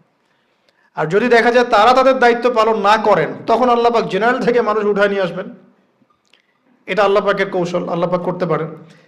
এখন আপনি কি করবেন? যেহেতু আপনারা 20-25 বছর পার করে আসছেন, যে সাবজেক্টে পড়ছেন কন্টিনিউ করতে থাকবেন। যদি এনভায়রনমেন্ট থাকে ফ্রি মিক্সিং এর, এখানে আপনি আপনার চোখকে হেফাজত করার চেষ্টা করবেন সর্বোচ্চ। এই ব্যাপারে আমি একটা বই সাজেস্ট করি, এই বইটা পড়লে ইনশাআল্লাহ আপনার অন্তরের মধ্যে এই বিষয়গুলো কমে আসবে ইনশাআল্লাহ। সেটা হলো তাসকিয়া, ও আরেক নামে এসেছে, সেটা হলো তাসাউফ ও আত্মশুদ্ধি। তাসাউফ ও আত্মশুদ্ধি পুরো ওয়ার্ল্ডের ওয়ান অফ দ্য মোস্ট, বলবো যে অনারেবল একজন আলেমে দিন, টপ 10-এর মধ্যে একজন, আল্লামা তাকি উসমানী দামাত বারাকাতুহু, তার লেখা বই তাসাউফ ও আত্মশুদ্ধি। বাংলাদেশে যে মাকতাবাতুল আশরাফ তারা প্রকাশ করেছে। এই বইটা যদি পড়েন, আপনার মনের মধ্যে নফসের যে খারাপ রিপুগুলো, এগুলো আস্তে আস্তে কমতে থাকবেন সব। এবং এই বইটা আমি বলি যে বারবার পড়া উচিত, বারবার পড়া উচিত। হ্যাঁ, তো আল্লাহ তৌফিক দান করুন। এখন পুরোপুরি ট্র্যাক চেঞ্জ করতে যাবেন না, আপনি আপনার ট্র্যাকেই থাকবেন। এখন এই ট্র্যাকে থেকে আপনি কিভাবে ইসলামিক বেসিক জ্ঞান অর্জন করবেন, কিভাবে পসিবল? কঠিন, অসম্ভব কিছু না, কঠিন। আমি অভিজ্ঞতা থেকে বলি আমার মতো করে। ফার্স্ট অফ অল, একজন বিজ্ঞ কারি সাহেব, হাফেজে কোরআন বা কারি, প্রাথমিক স্টেজ বলছি, বিজ্ঞ একজন কারি সাহেব বা হাফেজে কোরআন, যার সাথে আপনার ভালো সম্পর্ক বা যাকে আপনি চিনেন, রিনাউন্ড, বা যিনি খুব কোঅপারেটিভ, আপনাকে সময় দেন, টাইম দেন, এরকম কারো কাছে গিয়ে আপনি কোরআন তেলাওয়াত করা শিখবেন আগে। ফার্স্ট অফ অল এটা কাজ, কোরআন তেলাওয়াতটা আগে শিখবেন। আমি তো যে দুঃখ করে বলি, কষ্ট করে বলি, যে আমাদের এই দিনী অঙ্গনে এমন অনেক মানুষ আছে যারা ইভেন কোরআন রিসাইট পর্যন্ত করতে না পেরেও অনেক বড় বড় জায়গায় অভিনয় করেন, দিনিয়াতের অভিনয় করে যান, নিজের সাথে অভিনয় করে যান। অনেক সময় উদ্ধতা বশত বড় বড় আলেমদেরকে বাহাসের জন্য চ্যালেঞ্জ করে থাকেন, অথচ কোরআন তেলাওয়াত শুদ্ধ না। কোরআন তেলাওয়াত শুদ্ধ না মানে নামাজই হচ্ছে না। কোরআন তেলাওয়াত শুদ্ধ না মানে কি? নামাজ হচ্ছে না। কবুল করার মালিক তো আল্লাহ, শর্ত তো এটা। কবুল করার মালিক তো আল্লাহ। আল্লাহ পাক চাইলে কেউ এক ওয়াক্ত নামাজ না পড়লেও তওবা করে ফিরে আসছে মৌতের আগে, হয়তো আমরা জানি না, আল্লাহ মাফ করে দিয়েছেন, হতে পারে না? কিন্তু এটা তো শর্ত, কোরআন তেলাওয়াত তাজবিরের সাথে শিখতে হবে। তো এখানে যদি একজন আলেম থাকেন, একজন কারি থাকেন, হাফেজ থাকেন, তার কাছে আপনারা ব্যাচ করে পড়লেন, অথবা সে যদি কোনো ইনস্টিটিউট খোলে সেখানে আপনারা একটু সময় দিলেন, বা যারা পড়তে জানেন আবার মস্ক করে নিলেন, ফজরের পর 1 ঘন্টা, সপ্তাহে 3 দিন, 3 মাস এনাফ। ফজরের পর 1 ঘন্টা, সপ্তাহে 3 দিন, আপনার 2 থেকে 3 মাস যথেষ্ট। কোরআন তেলাওয়াত আপনি শিখে ফেলবেন ইনশাআল্লাহ। এটা প্রথম কাজ। এটা না করে পরের কাজগুলো আসলে পসিবল না। এগুলো জাতামাতা কাজ হয়ে থাকবে, এগুলো মানে পূর্ণতা পাবে না। প্রথম কাজটাই কোরআন তেলাওয়াত শেখা। এরপরে আপনার অনেকে তাবলিগ জামাতে সময় দেন, সময় দিবেন। অনেকে দেখা যায় যে বাসায় দিনই বই পুস্তক পড়েন, এগুলো পড়বেন, ঠিক আছে। অনেকে হাদিসের বইয়ের যে অনুবাদগুলো হয়েছে এগুলো পড়বেন, সমস্যা নেই। কিন্তু কোরআন তেলাওয়াত অবশ্যই শিখবেন। তারপরে আপনি যদি এখান থেকে বের হওয়ার পরে বা রানিং অবস্থাতেও যদি সময় বের করতে পারেন, তাহলে মাদ্রাসা অঙ্গনের কোনো আলেমের সোহবতে গিয়ে আপনি অ্যারাবিক ল্যাঙ্গুয়েজ এবং অ্যারাবিক গ্রামার শিখবেন। ওটা আপনার শেখার লেসন 2, কোরআনের পর এটা শেখার লেসন 2। অ্যারাবিক ব্যাকরণ, অ্যারাবিক গ্রামার এবং অ্যারাবিক ল্যাঙ্গুয়েজ ছাড়া কোরআনের তাফসীর, তরজমা এগুলো বোঝা যায় না। যে যাই বলুক এটাই ফুল স্টপ কথা। তাফসীর আপনি তো বঙ্গানুবাদ দেখে অনেক কিছু বুঝতে পারেন ঠিকই। আল্লাহ পাক বলেছেন সুদ খেও না, জেনার ধার কাছে যেও না, এগুলো কমন মেসেজ, সেগুলো সবাই নিতে পারে। একজন অমুসলিম ভাইও ওইটা যদি বাংলা পড়তে পারে সেও বুঝতে পারবে কি বলতে যাচ্ছেন আল্লাহ পাক। অ্যারাবিক ল্যাঙ্গুয়েজ, অ্যারাবিক গ্রামারের ভিতরে না ঢুকলে আপনি কোরআনের ভাষাটাকে ধরতে পারবেন না। আল্লাহ পাকের যে মানে ঐশী গ্রন্থের বালাগাত, এটা আপনি বুঝতে পারবেন না। তো এই জন্যে এটা তো সিম্পল এক্সাম্পল। আমরা যদি এখানকার ল্যাঙ্গুয়েজ কি বইগুলোর, ইংরেজি না বাংলা? ইংলিশ। মাশাআল্লাহ, ইংলিশ ল্যাঙ্গুয়েজ যদি না জানতাম আমি কি এখানে পরীক্ষা অ্যাটেন্ড করতে পারতাম? আমি তো ওই টপিকটাই বুঝবো না, কোন টপিক আলোচনা হচ্ছে, স্যার কি পড়াচ্ছেন। আমার তো ইংরেজি গ্রামারের এবং ইংরেজি ল্যাঙ্গুয়েজটিক আমার কোনো দক্ষতা নাই। তাহলে আমি কিভাবে ওই চ্যাপ্টার 1, চ্যাপ্টার 2, চ্যাপ্টার 3, এই টপিক ওই টপিক কেমন করে বুঝতে পারি? সিমিলার এখানে কোরআনের ক্ষেত্রে যদি আপনি ল্যাঙ্গুয়েজগুলো না জানেন এবং গ্রামারটা না বোঝেন, তাহলে কোন সূরার ভিতরে কি গভীর মর্ম এগুলো আপনি ধরতে পারবেন না। ভাষা একটা অর্থ বুঝতে পারবেন, ভাষা অর্থ পরীক্ষায় পাশ করাতে পারে, কিন্তু A+, গোল্ডেন A+ আনতে পারে না। আশা করি আপনি বুঝতে পারছেন যে আমি কি বলতে যাচ্ছি। তো এটার জন্যে এখন এক্সাম্পল বুঝে নেন। এই যে এখানে ইংরেজি ল্যাঙ্গুয়েজ পড়ছেন, ওই ল্যাঙ্গুয়েজের উপরে বেস করে আপনি বইগুলো শেষ করছেন, এটা কি ওস্তাদ ছাড়া করছেন না ওস্তাদ সহ করছেন? টিচার লাগে না? সেম জিনিস কোরআনের ভাষা শিখতে হলেও, গ্রামার শিখতে হলেও এরকম কিছু ওলামা একরাম আপনাকে খুঁজে বের করতে হবে। এখন ওলামা একরামরা কিন্তু অনেক ব্যস্ত, অনেকের অনেক কাজ থাকে, অনেকের মাদ্রাসা থাকে, অনেকের দিদি খেদমত থাকে। এর মধ্যেও আল্লাহর কাছে দোয়া করতে থাকেন, ইনশাল্লাহ আপনাকে আপনার ওস্তাদ আল্লাহ পাঠিয়ে দিবেন ইনশাল্লাহ। আল্লাহ পাক কাউকে ওস্তাদ ছাড়া রাখবেন না। তো ওস্তাদের কাছে আপনার বিহেভিয়ার কেমন হবে? এখন আপনি টিচারের সাথে যেমন বিহেভিয়ার রাখেন সেরকম। তিনি সবক দিবেন, আপনি সেটা বাসায় কভার করবেন, নতুন পড়া নিবেন, আবার পড়া দিবেন। এইভাবে আস্তে আস্তে 4-5টা ক্লাসিক্যাল অ্যারাবিক গ্রামারের বই যদি কভার করতে পারেন, ইনশাআল্লাহ আপনি কোরআনের এই যে আলহামদুলিল্লাহ রাব্বিল আলামিন পড়ছেন, অর্থটা নিজেই বুঝতে পারবেন। হ্যাঁ, যালিকাল কিতাব লা রাইবা ফি হুদাল লিল মুত্তাকিন পড়ছেন, আপনি নিজেই বুঝতে পারবেন যে আল্লাহ পাক কি বলছেন আমাকে। তো এই যোগ্যতাটা অর্জন না করলে সত্যিকার অর্থে আমরা যে কোরআনিক সমাজ যেটা বলি আর কি বড় গলায়, এটা আসলে বাস্তবায়িত হবে না, তা আমার মত। আর এরপরে আপনি আরো উঁচু লেভেলে যদি পড়তে পারেন, যে পড়াশোনা শেষ, আপনার জব সেকশন নিশ্চিত, আপনার সময় আছে মাশাআল্লাহ, এখন এই সময়ের মধ্যে আপনি চাইলে হাদিসের যে কিতাবগুলো, হাদিসের বেসিক কিতাবগুলো মোতালা করতে পারেন। যে কাজটা আমি এখন করছি আর কি, হাদিসের বেসিক কিতাবগুলো আপনি মোতালা করতে পারেন। এটার জন্য অ্যারাবিক এবারত পড়ার যোগ্যতা অর্জন করতে হবে। এটা কি জিনিস? এটা হচ্ছে জবর জের পেশ ছাড়া আরবি পড়ার যোগ্যতা। এখন যে কোরআন তেলাওয়াতটা আপনি শিখবেন সেটা হচ্ছে জবর জের পেশ দেয়া কোরআন আপনি পড়বেন, তাই না?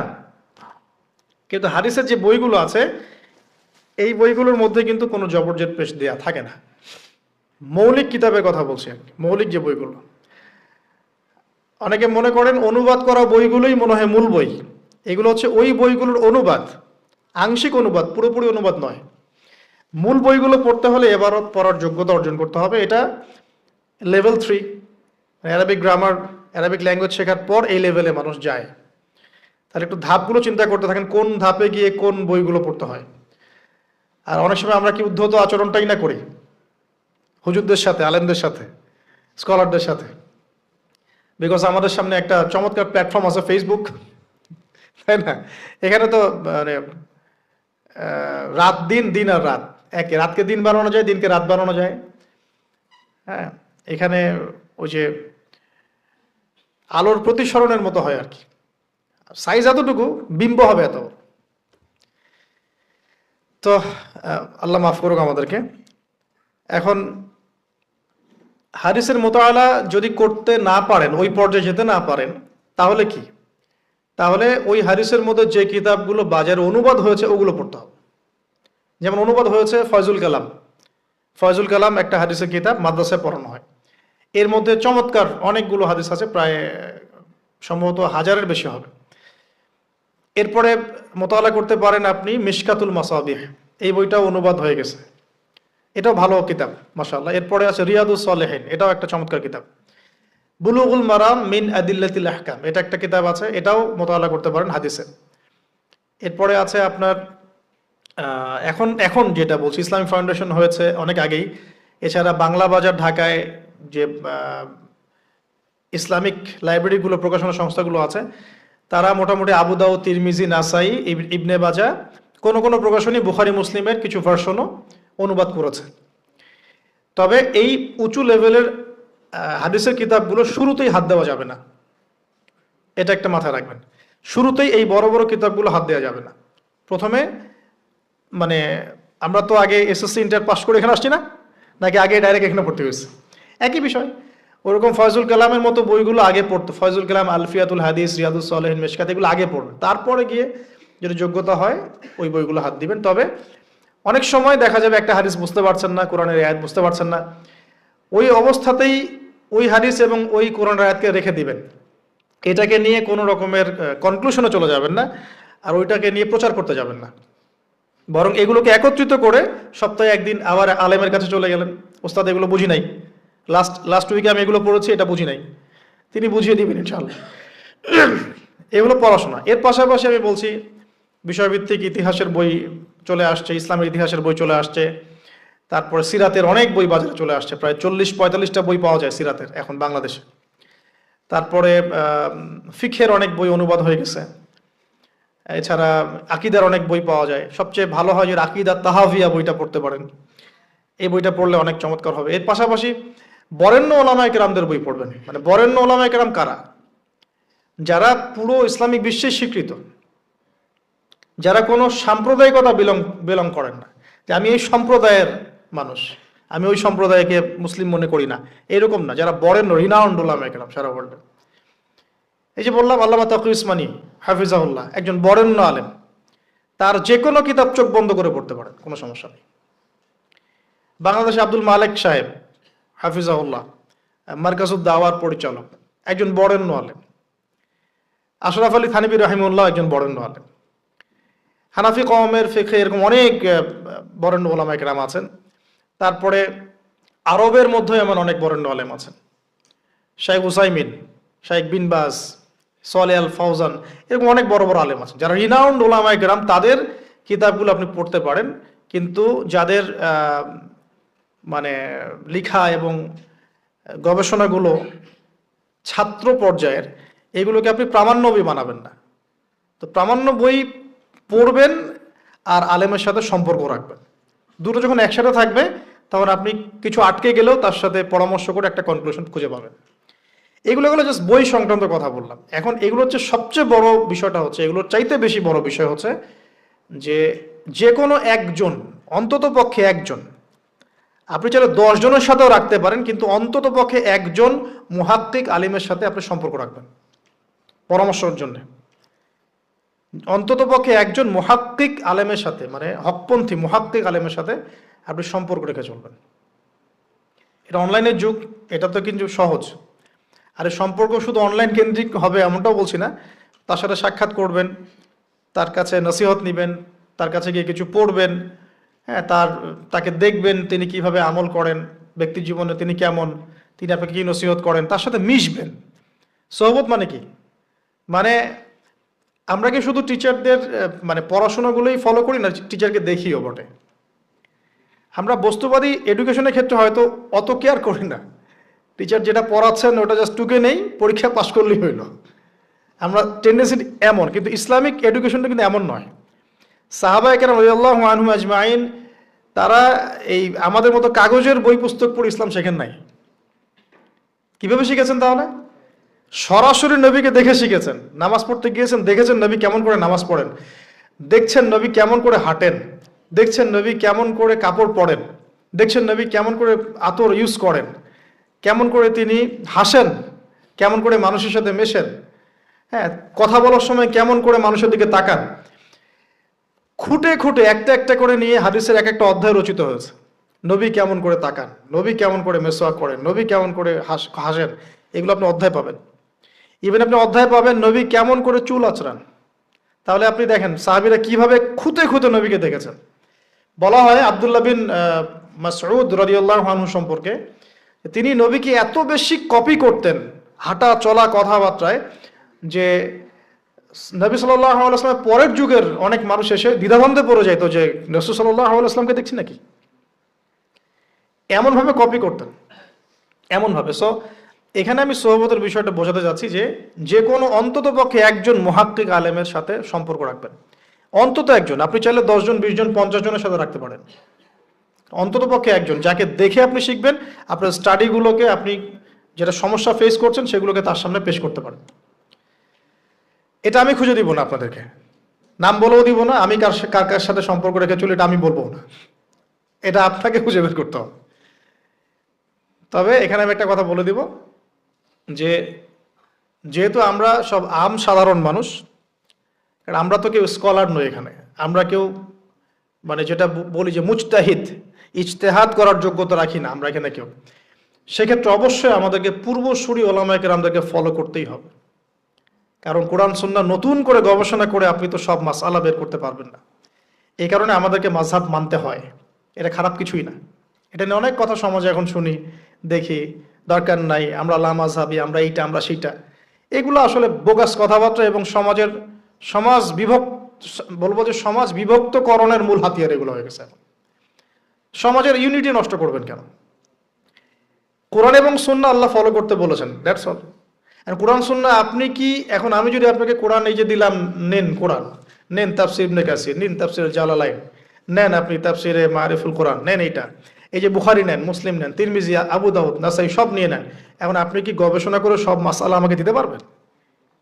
ইম্পসিবল আমার পক্ষে, এখন ইম্পসিবল একটা। তাহলে এগুলো যারা গবেষণা আগে করেছেন তাদের কিতাব তো আমাদেরকে পড়তে হচ্ছে। এটাই হলো তাদের মত নেয়া, তাদের মত অনুযায়ী পথ চলা। তো এই জিনিসগুলো নিয়ে যারা বাড়াবাড়ি করছে এটা খুবই দুঃখজনক। যে অবশ্যই কোরআন সুন্নাহকে ফলো করতে হলে আমাদেরকে হকপন্থী উলামায়ে কেরামের সোহবতে যেতেই হবে, তাদের বইপত্র, লেকচার, তাদের নসিহত, তাদের ফিকহের কিতাব এগুলো আমাদের ঘাটতে হবে। আদারওয়াইজ আমরা সরাসরি কোরআন সুন্নাহর দাবি করলেও মানতে পারবো না, সরাসরি কোরআন সুন্নাহ মানিয়ে দাবি করলেও মানতে পারবো না, বিকজ আমি তো কোরআন সুন্নাহর সব জ্ঞান রাখি না। ক্রিপ্টোকারেন্সি হালাল না হারাম আমি যদি আপনাকে এখন প্রশ্ন থ্রো করে দেই, নেন সব বই দিয়ে দিলাম কোরআন সুন্নাহর, আপনি কি ঘেটে আমাকে অ্যান্সার দিতে পারবেন? তাহলে এটা ঘাটবে কারা? যারা এটা ঘাটার যোগ্যতা রাখে। তারা ঘেটে যখন একটা প্যানেল করে একটা ফতোয়া যখন আসবে যে না এটাই, তখন আমরা সেটাকে ফলো করব, দ্যাটস অল। এই জিনিসটা রাসূল সাল্লাল্লাহু আলাইহি ওয়াসাল্লামের যুগেও ছিল, সাহাবীদের যুগেও ছিল, তাবেঈনদের যুগেও ছিল, এটা আস্তে আস্তে চলে আসছে এই পর্যন্ত। তো এখানে ক্লাসিক্যাল যে ইসলাম চলছে এখানে থাকলে আপনার বিভ্রান্ত হওয়ার কোনো চান্স নাই। কিন্তু এর আশপাশে ব্যাঙের ছাতার মতো অনেক মতাদর্শ এসেছে এখন, নতুন নতুন অনেক। এগুলোতে পা দিলে নেক্সট শুরুতে ধোকা খাবেন শয়তানের মতো। ওই যে বললাম শয়তান নেক্সট শুরুতে ধোকা দেয়, মনে হবে যে আমি তো সরাসরি কোরআন সুন্নাহ ফলো করি, আদতে আপনি কোরআন সুন্নাহই ফলো করছেন না। আদতে আপনি কোরআন সুন্নাহর কিছুই ফলো করতে পারবেন না, ফলো করলেও আংশিক পারবেন, আংশিকটা পারবেন না। একটা মাসআলা মনে করেন, একটু বলেন এই জায়গায়, একটা মাসআলা মনে করেন এসেছে যে আমরা বর্তমান অর্থ ব্যবস্থায় আমরা কিভাবে আমাদের ব্যাংকিং সিস্টেমটা সাজাবো, ধরেন একটা মাসআলা এসেছে। এখন এই বিষয়ে যদি আমরা ইকোনমিক্সের উপর দক্ষ ওলামায়ে কেরামদের শরণাপন্ন না হই, আমরা কি অ্যান্সার নিতে পারবো? আমি কি পারবো উত্তর দিতে? আপনি কি পারবেন? যে কোরআন এবং সুন্নাহ গবেষণা করেছেন এবং যার কাছে অর্থনীতির জ্ঞান আছে, ওই রকম মুহাক্কিক কোনো আলেম আপনাকে বলতে পারবে এখন আমাদের কি করা দরকার। তো এই জিনিসটাই যদি আমরা বাংলাদেশের সংবিধান সম্পর্কে জানতে চাই, আমাদেরকে আইনজীবীর কাছে যেতে হবে। আমরা যদি রোগ নির্ণয় করতে চাই, ডক্টরের কাছে যেতে হবে। এখানকার ইঞ্জিনিয়ারিং যা পড়ানো হয় আমি কি সেটা বলতে পারবো? তাহলে আমাকে এখানকার স্যারের কাছে যেতে হবে, স্যার এখানকার বিষয়টা কি আমাকে একটু বুঝাই দেন। তখন তিনি তার জ্ঞান থেকে এবং তার জ্ঞানের সোর্স থেকে ঘেটে ঘেটে আমার জন্য কিছু সমাধান বের করে দিবেন, আমি তো সেটা ফলো করব। তো এই ফলো করা জিনিসটাকে যারা নেগেটিভলি উপস্থাপন করছেন, এটা ঠিক না। এটা একটা উদ্ধত আচরণ হচ্ছে, অহংকার হচ্ছে। এই ফিতনাগুলো থেকেও বেঁচে থাকতে হবে। এই জন্য আমি বললাম অন্তত একজন মুহাক্কিক আলেমকে ধরে বসে থাকবেন। এটা আমি কিন্তু পীর মুরিদি বোঝাচ্ছি না, ঠিক আছে? আমি বোঝাচ্ছি যে আপনি মানুষের সহবতে থাকবেন, পরামর্শ ভিত্তিক, যে কোনো একজন হকপন্থী আলেম। এখন এরপর কি? এরপরে আপনি পড়াশোনা চালিয়ে গেলেন, আলেম আপনার কাছে পরিচিত আছেন, আপনি টাচে আছেন, পড়াশোনা করছেন, কোরআন হাদিস মোতালা করছেন, মাশাআল্লাহ দ্বীনের জ্ঞান অর্জন করছেন। এখন আপনি আপনার সাধ্যমতো দাওয়াতি কাজ করবেন। যতটুকু দাওয়া আপনার দেওয়ার যোগ্যতা আপনি অর্জন করেছেন বা পারছেন, অতটুকু ছোট ছোট করে 5 মিনিট 10 মিনিট, একটা হাদিস 2টা হাদিস, এভাবে মানুষের মধ্যে ইসলামটাকে প্রচার করতে থাকেন ইনশাআল্লাহ। তবে যে বিষয়গুলো নিয়ে সমাজে ইখতিলাফ, দ্বন্দ্ব দেখা যায়, এগুলো নিয়ে আপনি কথা বলতে চান না। এগুলোর কোনো সমাধান নাই, মানে এগুলো কখনো শেষ হবে এমনটা মনে হচ্ছে না। ইলা ইয়াউমিল কিয়ামা, কিয়ামত পর্যন্ত এগুলো শেষ হবে এমনটা বোঝা যাচ্ছে না। এই জন্য আমরা এখানে আগুন আর উস্কে দেওয়ার দরকার নাই। আপনি আপনার কাছে যেটা ভালো লাগে ওই মানহাজ, ওই মাযহাবটা ফলো করতে থাকেন ইনশাআল্লাহ। সাহাবীর যুগ থেকে এরকম ইখতিলাফ কিন্তু ছিল, তাই বলে কেউ কাউকে তারা এরকম তুই কাফের হয়ে গেছিস এরকম কখনো কথা কেউ বলে নাই, যেটা আমাদের পান থেকে চুন খসলে মানুষ বলে দেয়।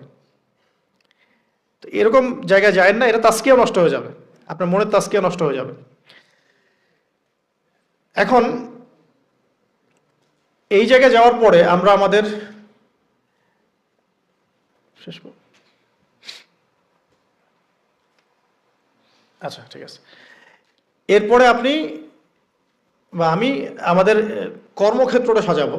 যেহেতু আমাদের এখন মাশাআল্লাহ পড়াশোনা হচ্ছে, আলেমদের সাথে আমরা সম্পর্ক রাখছি, শেষ করছি, একটু ধৈর্য ধরে আমরা সাজাবো। এখন আপনারা বের হয়ে যাবেন, জবে চলে যাবেন মাশাআল্লাহ। এখানে কি, এখানে এমন একটা বিষয় খুঁজে নেওয়ার চেষ্টা করেন যে আপনার যাতে দুনিয়ার আর্নিংসটাও চলে আসে এবং পরকালেরও কাজ হয়। এক্সাম্পল দিচ্ছি আমি একটা, ধরেন যে আমার 4-5টা মাদ্রাসা আছে, কথার কথা মনে করেন, আমি বিভিন্ন মাদ্রাসায় পড়াই। এখানে কি হচ্ছে, আমি ইলম শিক্ষা দিচ্ছি, আমার নিজের চর্চা থাকছে, আমি সেখান থেকে কিছু হালকা পাতলা কিছু বেতনও পাচ্ছি, আমার পরিবার চলে যাচ্ছে। তো পুরো লাইফের পুরো কাজগুলোই কিন্তু তখন দিন কেন্দ্রিক হয়ে গেল, তাহলে সে বেশি লাভবান হলো। এখন আপনাদেরকে এরকম সুযোগ বের করতে হবে যে আপনারা এমন এমন কিছু ক্ষেত্রে যাবেন যেখানে ওই কাজটাই ইবাদত বলে কাউন্ট হবে। টাফ কিন্তু ইম্পসিবল না। বা যদি এমন জব নাও পাওয়া যায়, আপনি হালাল কোনো বৈধ জবে থাকলেন, আপনার রিজিকের একটা অংশ থেকে আল্লাহর পথে সদকা করলেন। আল্লাহ পাক এর বেশি কিছু আপনার কাছে চাচ্ছেন না। জাকাত ফরজ হয়ে গেলে জাকাত দিলেন, নফল দান সদকা করলেন, এতটুকু। আপনার পরিবারের পেছনে খরচ করলেন, আল্লাহর হক আদায় করলেন, জনগণের আমরা যেটা বলি মানুষের হক সেটা আদায় করলেন। এরপরে আপনার আসবে বিয়ে শাদীর ব্যাপার স্যাপার। বিয়ে শাদীর ব্যাপার স্যাপার আগে আনলাম না কেন? কারণ ওই আত্মনির্ভরশীল না হলে তো মেয়েরা আপনার কাছে আসবে না। ওটা প্রেম করতে পারে, কিন্তু বিয়ের সময় তারা খুব সচেতন। বিয়ের সময় তারা অনেক বেশি কনসিয়াস যে না, সে কি করে এটা দেখতে হবে। এবং মেয়ের বাবা মার প্রথম প্রশ্নই হবে আপনি করেন কি। আপনি সুফি মানুষ, মনে করেন আপনি হচ্ছেন কি বলবো, যে আপনি হচ্ছেন মুহাদ্দিস, আপনি মুফতি, আপনি হচ্ছেন মুফাসসিরে কোরআন, কোনো দাম নাই। মেয়ের মায়ের কাছে এটার কোনো দাম নাই, মেয়ের বাবার কাছে এগুলো কোনো সাবজেক্ট না। ইল্লা মাশাআল্লাহ, এর বাইরেও কিছু মানুষ আছেন, কমন একটা ট্রেন্ড বললাম। প্রথম কোশ্চেন তারা করবেন যে আপনার স্যালারি কত, এবং আপনার জব আছে কিনা, আপনার বাড়ি আছে কিনা, ইত্যাদি ইত্যাদি। এই জন্যই বললাম যে আগে আর্নিং সোর্সটা নিশ্চিত করে তারপরে এদিকে যান, তাহলে সম্মানটা বজায় থাকবে। আত্মসম্মান ছেলেদের একবার নষ্ট হয়ে গেল তার ফিরে আসে না। আমরা যখন নিচের হাত হই তখন আমাদের আত্মসম্মান বলে কিছু থাকে না। আপনার আর্নিং যদি মাসে 50,000 1 লাখ টাকাও হয়, এই টাকাগুলো কিন্তু খুব বেশি বড় না এখন, কারণ এখন 1 লাখ টাকার মানে 1 লাখ টাকা নাই, এখন ওটা 50,000 চলে আসে। আস্তে আস্তে হয়তো আরো কমবে, যারা এগুলো বোঝেন না তারা অযথাই সমালোচনা করেন, কিন্তু আসলে ব্যাপারটা এরকমই হচ্ছে। আমি তাদের হেদায়েতের জন্য দোয়া করি।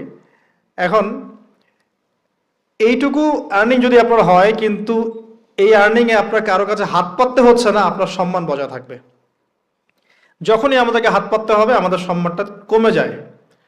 আর যদি কেউ ভুল করে ঘর জামাই হন তাহলে তো অবস্থা খারাপ। ঠিক আছে? তো এই জন্য আয়ের একটা অংশ নিশ্চিত করতে হবে। এই জন্য একটু সবর করেন। এই সবরের সময়টা কি করবেন? বেশি বেশি ফোন চালাবেন, তাহলে সবর করতে পারবেন না। এই সবরের সময়টুকু মোতাআলা করবেন, পড়াশোনা করবেন, সম রাখবেন, আপনার রোজা রাখবেন, ভালো কাজে ব্যস্ত থাকবেন, ইনশাআল্লাহ প্রবৃত্তি নিয়ন্ত্রণে থাকবে। আর যদি আপনার বিকল্প অপশন থাকে, কৃষি অপশন থাকে, কৃষি কাজের সুযোগ আছে, ব্যবসার সুযোগ আছে, বা আপনার পৈতৃক সম্পত্তি আছে, সেক্ষেত্রে আপনি আগে বিয়ে করে রাখতে পারেন, কোনো সমস্যা নেই। এটা ডিফার করে মানুষের মধ্যে। আল্লাহ পাক আমাদের সবাইকে হালাল রিজিকের ব্যবস্থা করুন, দোয়া করি। রিজিকের এই অংশটুকুর মধ্যে একটা অংশ আল্লাহর জন্য রাখবেন। রিজিকের অংশের একটা অংশ আল্লাহর জন্য, আর বাকি একটা অংশ পরিবারের জন্য, একটা অংশ নিজের জন্য, একটা অংশ বই কেনার জন্য। এভাবে স্যালারিকে ভাগ করবেন। এই ফেমাস হওয়ার আগে তো অনেক মানে খ্যাতির বিড়ম্বনাও আছে। এর আগ পর্যন্ত আমি বই কেনার জন্য একটা একটা করে অংশ জমাতাম। অনেক সময় এমন হয়েছে যে একটা জায়গায় যেতে হবে, ভাড়াটাকে সেভ করেছি বই কেনার জন্য, হেঁটে হেঁটে গিয়েছি। বই আমাকে কেউ কিনে দেয়নি কখনো, এভাবেই কিনতে হয়েছে। এখন আলহামদুলিল্লাহ বাংলা বাজারে একবার ঘুরলেই হয়, মিনিমাম 40-50 হাজার টাকার বই হাদিয়ে পাওয়া যায়। লাস্ট টাইম আমি হাদিয়ে পেয়েছি 350টা বই। এই যেবার আসলাম এই কয়দিন আগে 350টা বই। বইয়ের প্রতি মহব্বত থাকলে আল্লাহ আপনাকে অনেক বই দিবেন। আমি যে বললাম না, হকপন্থী ওলামা কেরামের সোহবতে থাকেন, আমি একজন আলেমকে দেখেছি সারাদিনই বই পড়ে, খালি বই পড়ে আর বই পড়ে। আর একটু পরপর খালি বলে লা ইলাহা ইল্লাল্লাহ, একটু পরপর খালি বলে লা ইলাহা ইল্লাল্লাহ। কথা বলেন মনে হচ্ছে যে মানে মুক্তা ঝরছে আর কি। এত গভীর কথা বলেন যেটা বুঝতে হলে অনেক জ্ঞানের প্রয়োজন হয়। যেই আসছেন তাকে সময় দিচ্ছেন, হাসছেন, হাসি মুখে কথা বলছেন। গায়ের জামা গেট আপ দেখে মনে হচ্ছে মসজিদে ঝাড়ু দেয় খাদেম আছে না, মনে হচ্ছে খাদেম। কেউ বিশ্বাসই করতে পারবে না যে ইনি হচ্ছেন বাংলাদেশের 1 নাম্বার মুহাদ্দিস। চেহারা দেখে বিশ্বাসই করতে পারবেন না আপনি। এরকমও মানুষ বাংলাদেশের মাটিতে আছেন। বইয়ের প্রতি মহব্বত রাখেন, আল্লাহ পাক আপনাকে দেখবেন অনেক বই জ্ঞান দিবে ইনশাআল্লাহ। অনেক মানুষ গায়ের জামা বিক্রি করে বই কিনতো সলফে সালেহিনের মধ্যে, এগুলোর দলিল আছে কিন্তু। তো বইয়ের জন্য একটা অংশ, আপনার আল্লাহর জন্য একটা অংশ, পরিবারের জন্য একটা অংশ। এই বিষয়গুলো শেষ করার পর দাওয়াতি কাজ বেগবান হবে এবং আলেম ওলামা সহবতের সাথে ইউনাইটেড থাকবেন। ইউনাইটেড এটা কেমন? এই যে একটা আপনার অ্যাসোসিয়েশন করেছেন, আমি খুব অ্যাপ্রিসিয়েট করি এগুলো কাজ, কারণ এগুলো করতে হলে অনেক জাজবা লাগে, ত্যাগ লাগে, শ্রম লাগে, এবং এগুলো সমাজ পরিবর্তনের জন্য কাজ করে।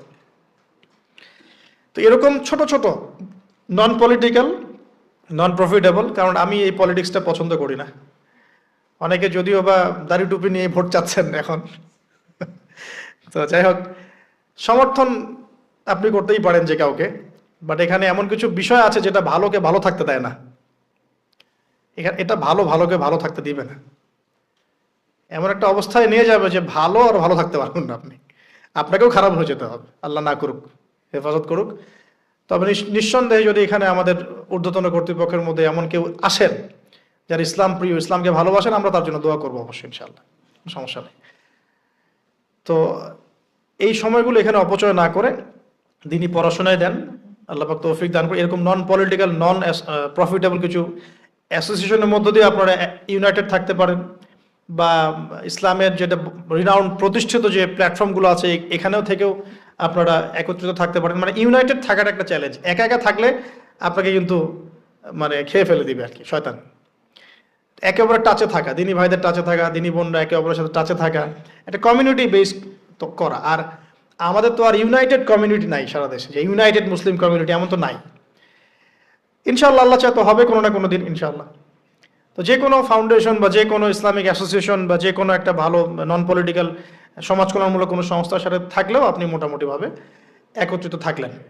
এভাবে দিনের দাওয়াতের মধ্য দিয়ে, ইলম চর্চার মধ্য দিয়ে আলেম ওলামার সোহবতের মধ্য দিয়ে, আর বেশি বেশি পড়াশোনার মধ্য দিয়ে, এবং নিজের আমলকে গড়ার মধ্য দিয়ে, হালাল রিজিকের মধ্য দিয়ে, আদর্শ পরিবারের মধ্য দিয়ে পসিবল নবী সাল্লাল্লাহু আলাইহি ওয়াসাল্লাম যে 23 বছরের সমাজ বিপ্লবটা করেছেন সেটার কিঞ্চিত রূপ বাস্তবায়ন করা, কিঞ্চিত রূপ হলেও বাস্তবায়ন করা এখন পসিবল বলে আমি মনে করি। আল্লাহ পাক তৌফিক দান।